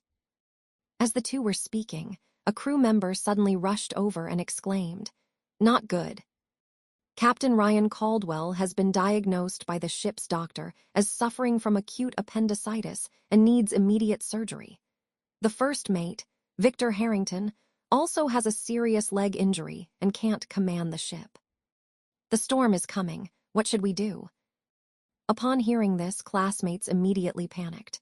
"What? Acute appendicitis, serious leg injury, and a storm is coming. Are we going to die here?" Madeline Spencer, Emily Winters, and Maxwell Goldstein also looked pale. Their faces were filled with fear. Sophia Ashbourne's face was also very pale, but she held Ethan Blackwood's hand tightly, as if clutching her last straw. Isabel Hawthorne's face was also a little pale, but she seemed more composed. Lucas Everhart immediately went to console the crew members. "Don't panic, everyone. Even if the captain and first mate are unable to command, we still have professional crew members on board. We will definitely get through this. However, his words clearly lacked confidence. At this moment, a fierce storm indeed surged, and the waves crashed against the hull, causing the ship to sway violently. The ship's broadcast suddenly announced, "Attention all passengers, attention all passengers. Due to the approaching storm and the incapacitation of the captain and first mate, the ship is now facing a severe crisis. We need someone who understands navigation to come to the bridge immediately to assist in command." After the broadcast, the classmates were even more panicked. "Oh my God, is this for real? The captain and first mate are both out. What should we do now?" Ethan Blackwood calmly comforted Sophia Ashbourne and Isabel Hawthorne, then walked up to Lucas Everhart and said, "Lucas Everhart, I understand navigation. Let me go." Chapter 24. Has Sophia Ashbourne taken a liking to me? Ethan Blackwood spent the entire afternoon in the library reading. When he returned to the dormitory, Sophia Ashbourne was already there. She had specifically come to wait for him, so the two of them went to the classroom together. When they arrived, the classmates were discussing their plans for the next few days. Some suggested going to scenic spots, while others wanted to experience the local culture. Lucas Everhart stood at the podium and said, "Silence, everyone. Ethan Blackwood will explain our itinerary for the next few days." Isabel Hawthorne also sat on the podium, seemingly involved in the discussion. Ethan Blackwood stepped forward and began, "Today, we will stay at the hotel. Tomorrow morning, we'll visit the Coconut Palm Grand View Garden. In the afternoon, we'll go snorkeling at Wajiju Island. The day after tomorrow, we'll go deep-sea fishing. Those who get seasick should prepare medication in advance. The boat we're taking is a local fishing vessel, which is quite large and stable, so there shouldn't be much of an issue unless there's a strong wind." Ryan Caldwell, a student, raised his hand and asked, "How many people does the fishing boat hold, and how many crew members are there?" Ethan Blackwood replied, "It's a large fishing vessel that can accommodate 50 people. We're a small group with only 20 students, including 7 girls, so there's plenty of space. There will be 15 crew members, including Victor Harrington, the captain, and Madeline Spencer and Emily Winters, 2 female crew members responsible for cooking. Everyone will have a chance to try fishing. You'll be able to eat whatever you catch." A male student asked, "What if we don't catch anything?" Ethan Blackwood explained, "Don't worry, the crew members will catch plenty of fish. We'll also prepare other ingredients for a big feast. This is arranged through my uncle's friend, Maxwell Goldstein, who is involved in the seafood business. He arranged this fishing boat for us, so the cost is very low, only 1,000 yuan per person. The boat will leave at 8 a.m. and return at 5 p.m. Lucas Everhart added, "If anyone has any other good suggestions, you can tell Ethan Blackwood. I'll discuss it with him, and if it's feasible, we can modify the itinerary." After Lucas Everhart finished speaking, several students approached Ethan Blackwood to ask about the deep-sea fishing details, while others continued discussing. Sophia Ashbourne waited for Ethan Blackwood by the door, and once the discussion settled down, they left the classroom together. The next morning, after breakfast, they took a bus to the Coconut Palm Grand View Garden. After lunch, they headed to Wajiju Island. Wajiju Island is known for its clear waters, especially for snorkeling, where one can see many colorful fish and corals. This was a completely new experience for the classmates. The boys enjoyed playing in the water, while the girls, except for a few who were afraid of getting tanned or getting their hair wet, also had a great time. Sophia Ashbourne wore a conservative dark blue swimsuit and kept following Ethan Blackwood. After snorkeling, they went ashore to relax. Isabel Hawthorne and Madeline Spencer were resting on beach chairs. Isabel Hawthorne seemed to have recognized Madeline Spencer and went over to chat with her. The following day, they embarked on their deep-sea fishing trip. Maxwell Goldstein was already waiting for them at the dock. The fishing vessel was quite large, with 3 levels. The first level had the engine room and storage for fishing gear. The second level had the kitchen and dining area. The third level was the main deck with seating, and there was also a captain's cabin and a storage room for life jackets. The boat was equipped with 10 life rafts, each capable of holding 20 people. There was also a large fishing net. They set sail at 8 a.m. sharp. Captain Sullivan, the captain, was very experienced. He knew where the fish congregated and where to catch them. The sea was calm that day, with only gentle waves and a pleasant sea breeze. The sun shone brightly. Everything was perfect. Many students were excited, seeing the vast sea, the blue sky, white clouds, and the clear water, which made them feel relaxed and happy. They couldn't help but shout, feeling invigorated. "Mr. Maxwell, your task for today is to cut 20 bamboo stalks," Ethan Blackwood instructed directly, saying. After a night had passed, Ethan Blackwood realized that one shelter was still too small, and its location was also unsuitable. If wild beasts were to charge out from the jungle behind, it would be extremely dangerous. Therefore, he needed to put more effort into finding a suitable dwelling. Besides using bamboo for building shelters, Ethan Blackwood had other uses for it. TW-20 rods. Maxwell Goldstein almost collapsed to the ground, just thinking about how exhausting it would be to manage 5 trees. While doing business was also tiring, at least it wasn't this kind of physical labor. Except in bed, Maxwell Goldstein had never expended such physical effort. If you don't complete it, you don't eat. Of course, you can also choose to find food yourself, Ethan Blackwood said. 20 bamboo poles are not 20 trees. With a fire axe, half a day is more than enough time. As for Maxwell Goldstein's stamina, that's not for Ethan Blackwood to consider. In short, work must be done. Maxwell Goldstein immediately deflated. He knew there was no food to find. Whether at the company or at home, he was used to being weighted on hand and foot. Left with no choice, he took the fire axe Ryan Caldwell had abandoned yesterday and headed to the safe area at the edge of the jungle to start chopping bamboo. "You, take this oil drum and fill it with seawater, then put it over the fire to boil off the sea salt," Ethan Blackwood then instructed Madeline Spencer.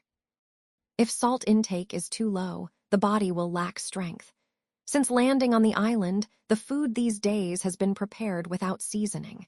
If some salt isn't produced soon, the body won't be able to cope. Moreover, salt is not just for consumption, it has many other uses. Of course, salt extracted from seawater cannot be eaten directly. It requires further processing. Madeline Spencer nodded and immediately began to act. After witnessing Ethan Blackwood deal with the wolves last night, she no longer dared to treat him as an ordinary young man who could be easily manipulated. "Emily Winters, go cut some sea hibiscus, and while you're at it, check on the fish trap. Isabel Hawthorne, weave some more clothes and shoes from the sea hibiscus." Ethan Blackwood continued giving instructions, finally looking at Sophia Ashbourne. "Your hand is injured. You should rest first." "HMPH. You look down on me." Sophia Ashbourne stamped her foot in annoyance, glaring at Ethan Blackwood. Ethan Blackwood's mouth twitched. "Am I looking down on you? Your competitive spirit is far too strong, isn't it?" "Sophia Ashbourne is a really straightforward kind of girl, you know," Isabel Hawthorne whispered with a giggle. Ethan Blackwood couldn't be bothered to argue with her any longer.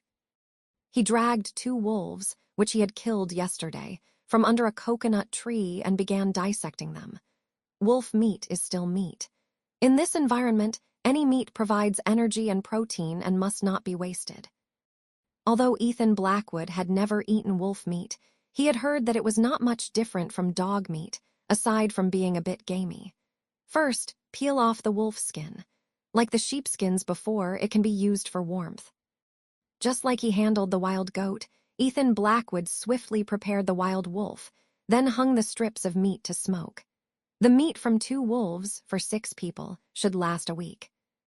This is truly a blessing in disguise, capable of alleviating the food crisis. Ethan Blackwood did not choose to eat the wolf's offal, nor did he bury it. Instead, he wrapped it in banana leaves, saving it for an important purpose. Ethan Blackwood then took his entrenching tool and went into the jungle, seeking a spot. There were massive rocks, towering ancient trees, and mud pits there. Then, Ethan Blackwood began digging a pit with his entrenching tool. Sophia Ashbourne, idle and having followed along, had originally intended, "We now have 6 mouths to feed. If we don't find more ways to get food, significant danger will eventually arise. The reasoning is simple. A full stomach provides the strength to work. If we can't secure food now, when we're facing starvation, we won't even have the ability to hunt. A trap to catch a bear." Sophia Ashbourne's almond eyes widened.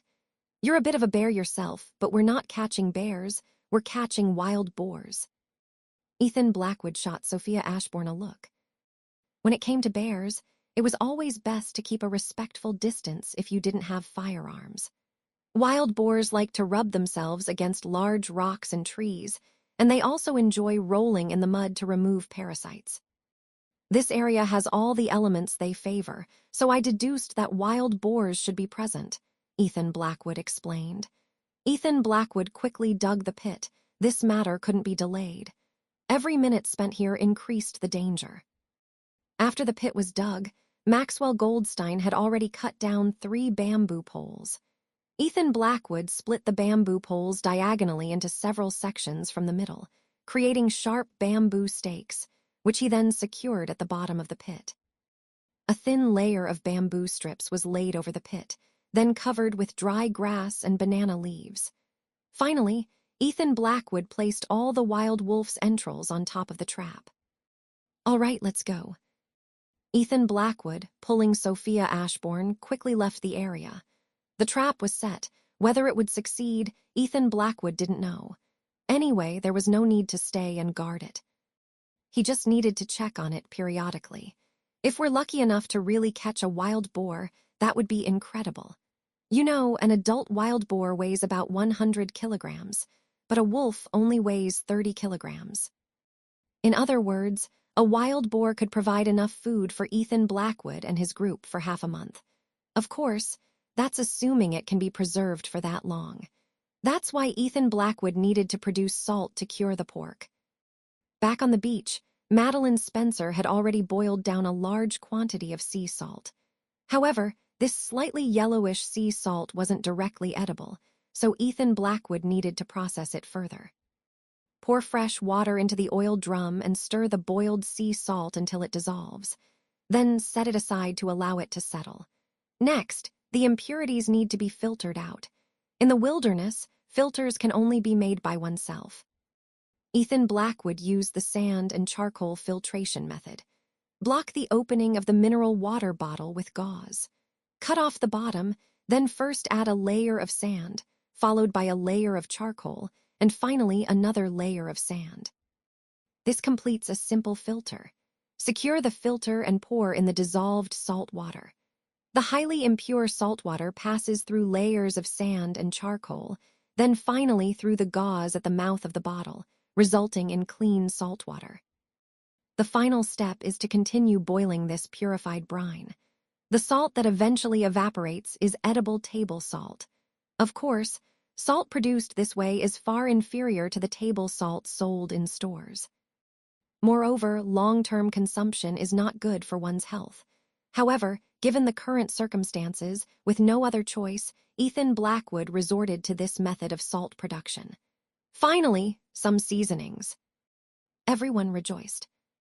Apparently, not eating salt for a long time not only leads to a lack of energy, but also leaves no taste in the mouth. Ethan Blackwood set aside a small amount of salt for eating, using the rest entirely to cure the wolf meat.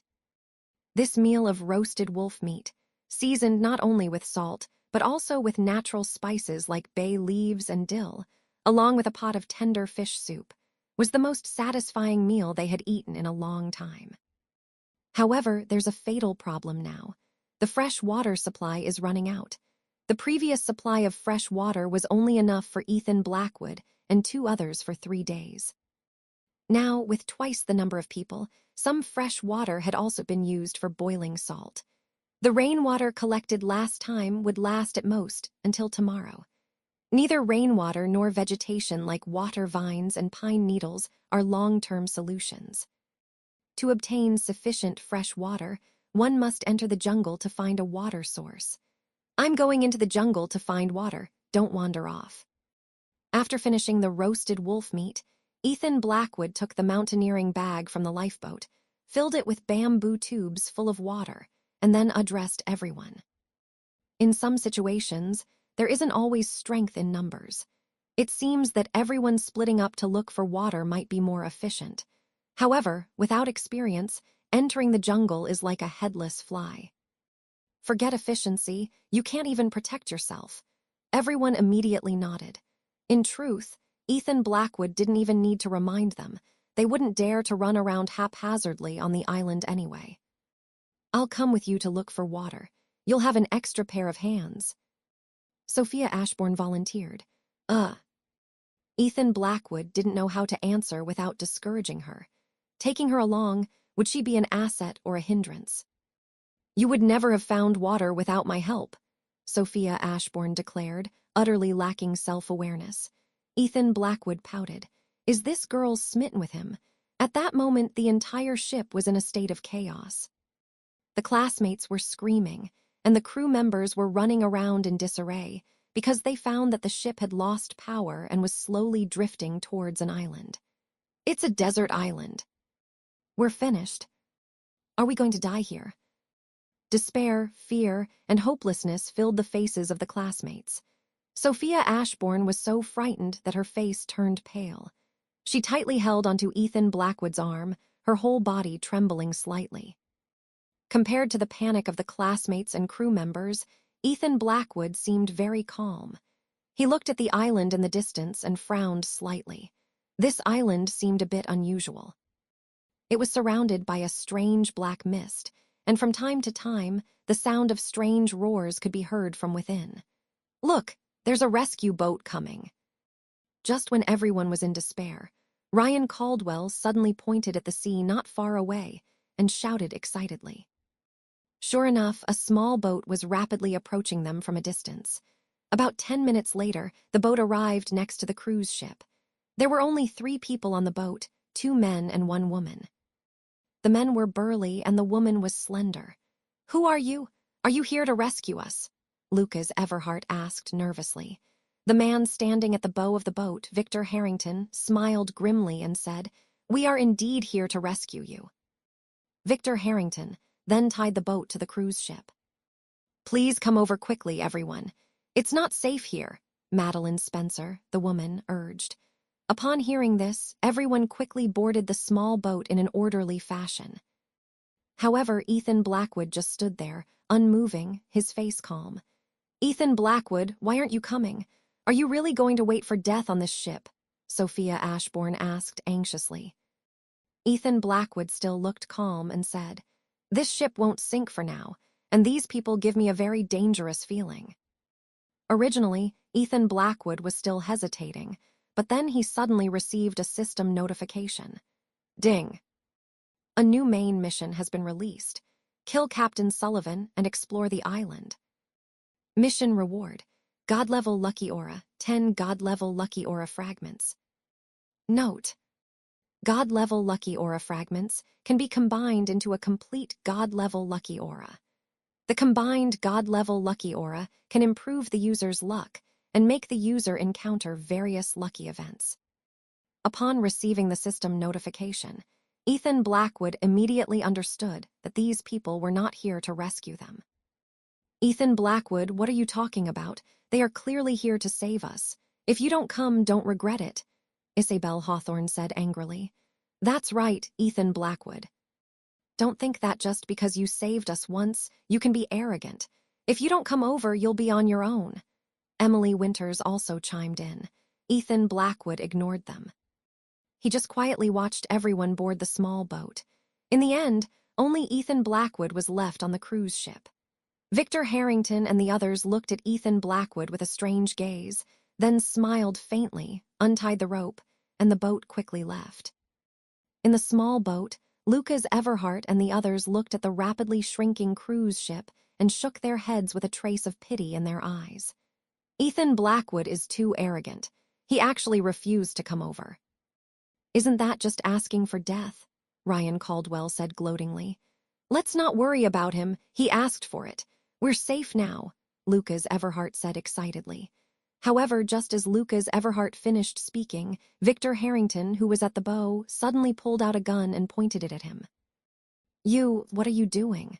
Lucas Everhart asked in panic. Hee, what do you think we're doing? Of course, we're here to rob you. Victor Harrington smiled grimly. Upon hearing this, everyone was shocked. They pointed their guns at the classmates. Hand over all your money and jewelry, or don't blame us for being impolite, Madeline Spencer said coldly. We don't have any money. Give us a break, Maxwell Goldstein, who was trembling with fear, cried out. No money, then die, Victor Harrington said, and then fired a shot that directly killed Maxwell Goldstein. Seeing this scene, the classmates were so frightened that they screamed and quickly handed over all their money and jewelry. Ha, you sure are sensible. Don't worry, as long as you cooperate, we will spare your lives, Victor Harrington said with a smirk.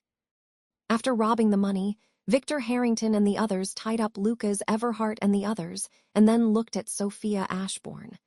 Brothers, this chick is pretty good. Let's send her to Captain Sullivan to enjoy, Victor Harrington said with a lewd smile. Okay, boss, this chick is indeed very beautiful, said the other man, drooling. When Sophia Ashbourne heard this, her face turned pale and she struggled desperately. Let go of me, Sophia Ashbourne screamed. However, no matter how much Sophia Ashbourne struggled, she couldn't break free. She could only watch helplessly as Victor Harrington and the others dragged her towards the cabin. Let me go! Help! Sophia Ashbourne screamed in despair. However, Lucas Everhart and the others seemed to have not heard her and did not dare to make a sound. Just as Victor Harrington and the others were about to drag Sophia Ashbourne into the cabin, a figure suddenly jumped onto the boat from the cruise ship. Chapter 25. Ferocious Piranhas. During the evening, everyone returned to their rooms, some going to sleep immediately, while others continued to chat and play. Ethan Blackwood, however, remained in his room, meticulously examining the map. The current map displayed a significant portion of the sea, including several small islands. One of these islands was the one they had explored earlier today. Using a pen, Ethan Blackwood marked their current location. He then carefully studied the map, noting that the island they had just visited was not a treasure island. Tomorrow, we'll continue searching for treasure islands, he murmured to himself. He intended to find islands with a distinctive X mark, indicating the presence of treasure. If he couldn't find a treasure island, he wouldn't turn back. Late at night, when Ethan Blackwood was asleep, Sophia Ashbourne's voice suddenly echoed through the communication device. Ethan Blackwood, are you asleep? I need to tell you something important. We found a small island with plants, trees, water, and even animals on it. You can come and explore it tomorrow. In the morning, the cruise ship continued to sail forward. The classmates woke up early, eager to gather on the deck and watch the sunrise. The golden sunlight pierced through the morning mist, casting a breathtaking glow over the sea. Some individuals began taking photos. Sophia Ashbourne walked to the deck, looking quite elegant in her white dress. When she saw Ethan Blackwood approaching, she excitedly pointed to the front and exclaimed, "Look, Ethan Blackwood." Ethan Blackwood looked in the direction she was pointing and saw a small island ahead. Crew members confirmed it was a deserted island. Since everyone was eager to explore, the cruise ship approached the island, and a small boat was lowered to transport them ashore. Isabel Hawthorne and Sophia Ashbourne walked together, while Lucas Everhart stuck close to Sophia Ashbourne, much to her annoyance. The island was covered in dense vegetation, with towering trees and intertwining vines, creating a primitive and mysterious atmosphere. The air was fresh and filled with the scent of plants. Exploring the island, they stumbled upon an ancient, weathered stone tablet, its surface covered in moss. Ryan Caldwell tried to decipher the carvings on the tablet, but unfortunately, he couldn't understand the ancient script. He looked at Ethan Blackwood, who was also studying the tablet intently before shaking his head. Suddenly, Victor Harrington let out a scream, capturing everyone's attention. He cautiously pointed to a large hole in the ground. Out of curiosity, Ethan Blackwood approached the hole and peered inside. He noticed a faint glow emanating from within, along with a mysterious symbol. He then tossed a stone into the hole. After a few seconds, they heard a splash, followed by what sounded like a mechanism activating, and then silence once more. Madeline Spencer nervously clutched Emily Winters's arm, whispering, "What's down there?" Isabel Hawthorne and Sophia Ashbourne exchanged glances, both visibly anxious. Lucas Everhart and Ryan Caldwell, equally uneasy, considered going back to the ship, but out of fear of ridicule from others, they remained silent. Ethan Blackwood pondered for a moment, then suggested, "Let's go down and see." Everyone else hesitated, so Ethan Blackwood decided to go alone. To ensure his safety, he tied a rope around his waist, with Maxwell Goldstein and Ryan Caldwell holding the other end. Lucas Everhart also offered to help. Ethan Blackwood slowly descended into the hole. The air grew colder and damper as he went deeper, and a faint smell of sulfur filled the air. When he reached the bottom, he found himself in a spacious cave. The glowing symbol he had seen earlier turned out to be an ancient, dimly lit carving on the cave wall. In the center of the cave lay a wooden chest. Ethan Blackwood approached the chest and opened it, revealing a magnificent treasure: gold coins, sparkling jewels, and various ancient artifacts, all shimmering with an enticing glow. He noticed a small, intricately carved wooden box within the chest. Upon opening it, he found a map inside. "It's a treasure map!" Ethan Blackwood exclaimed excitedly, his voice echoing in the cave. He quickly ascended from the hole, holding the map. When the others saw the map in his hand, their eyes widened in surprise and excitement. Lucas Everhart, in particular, looked at Ethan Blackwood with newfound admiration. That night, everyone gathered in the meeting room, studying the treasure map. Ryan Caldwell, Victor Harrington, Lucas Everhart, Isabel Hawthorne, Sophia Ashbourne, Madeline Spencer, and Emily Winters were all present. The map's markings were complex, with numerous symbols and lines. Ethan Blackwood carefully examined it, noting the different sections of the map were marked with various symbols, indicating different islands. Sophia Ashbourne was also studying the map intently. After some discussion among the classmates, 2 individuals were chosen to represent the group and negotiate with Captain Sullivan about purchasing the treasure. The negotiations were tense. Captain Sullivan, a stout and imposing man with a long beard, listened to their offer, then stroked his beard and said, "This treasure belongs to the sea. If you want it, you must prove your worth. I propose a challenge. A treasure hunt. If you find the treasure, it's yours. If not, it remains mine." Ethan Blackwood, recognizing the opportunity, immediately accepted the challenge. He declared, "We accept your challenge, Captain Sullivan." The classmates cheered, their voices echoing through the ship.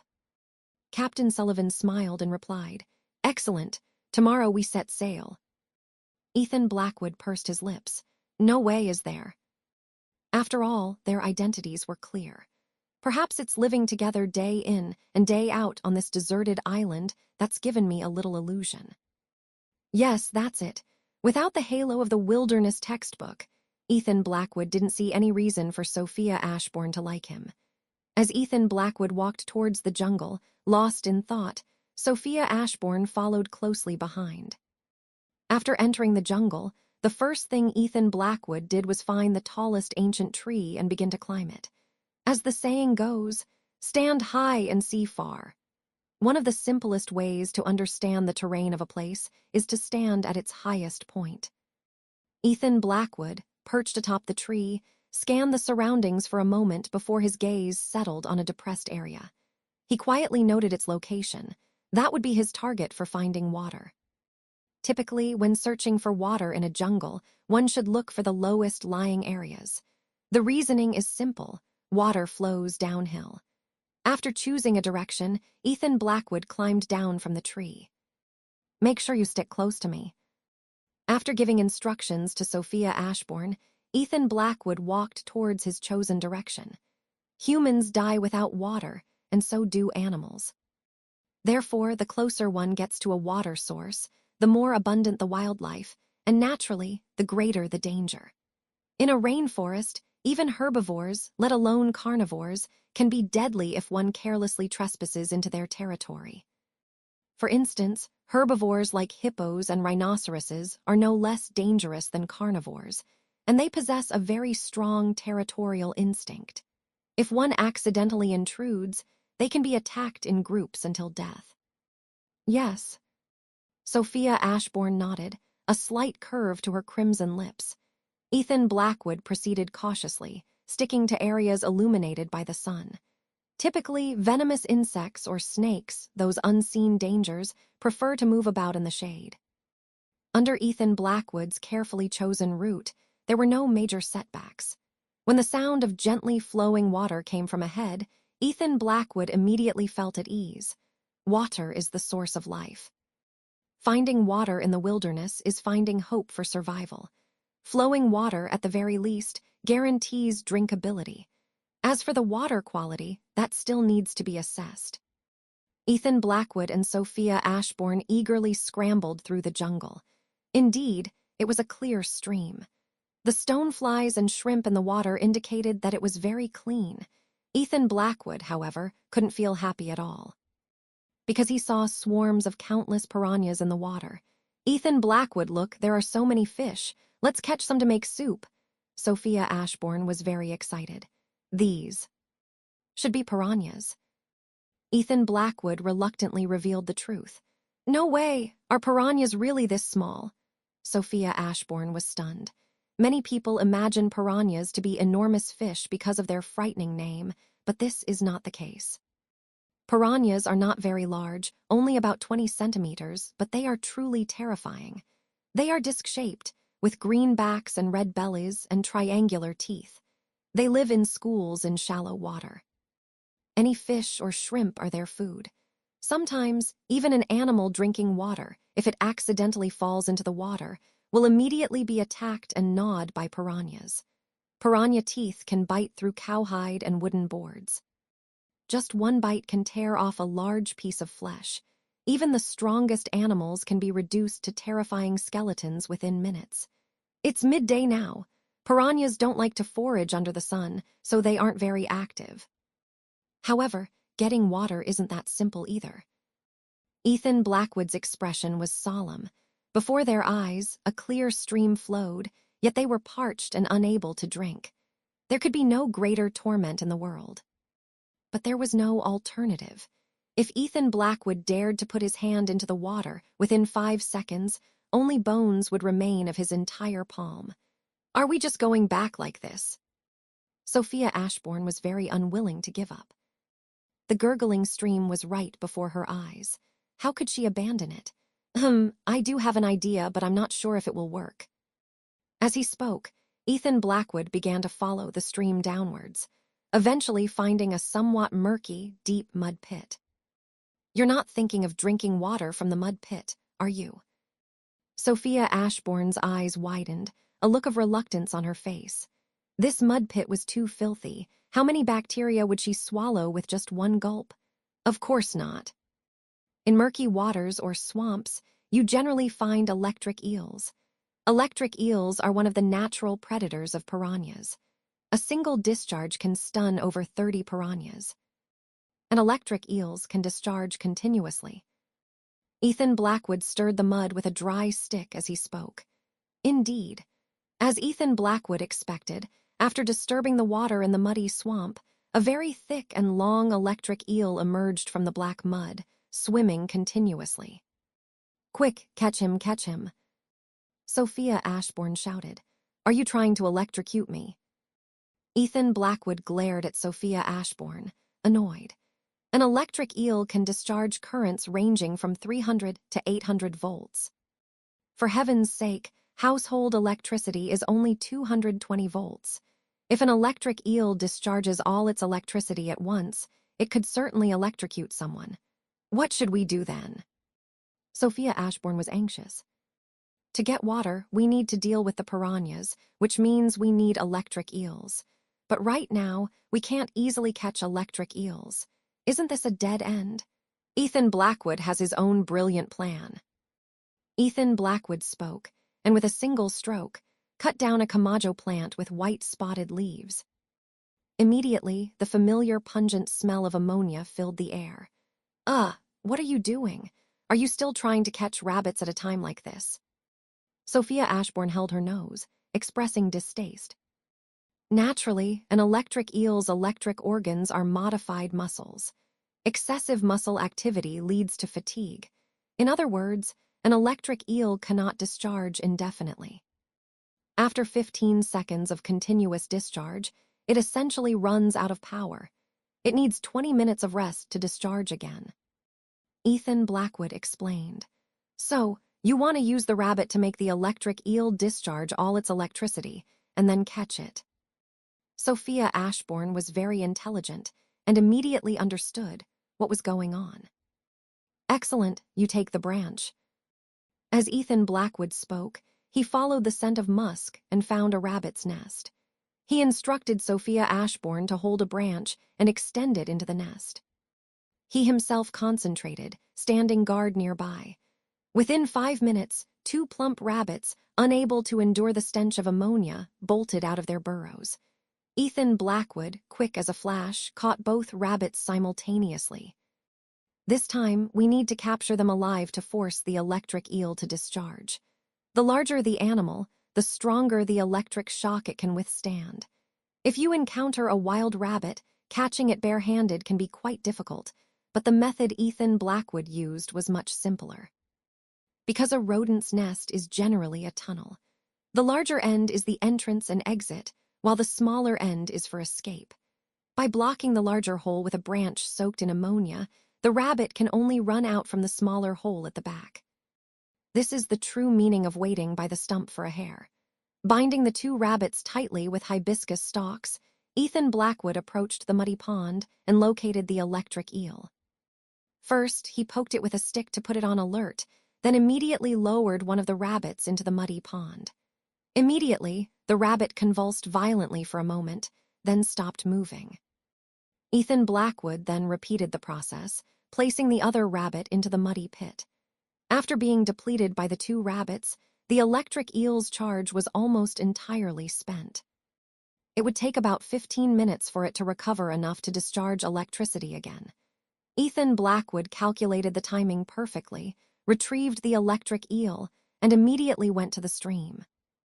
Feeling that the muscle responsible for the eel's discharge seemed to be preparing to move again, he quickly tossed it into the stream.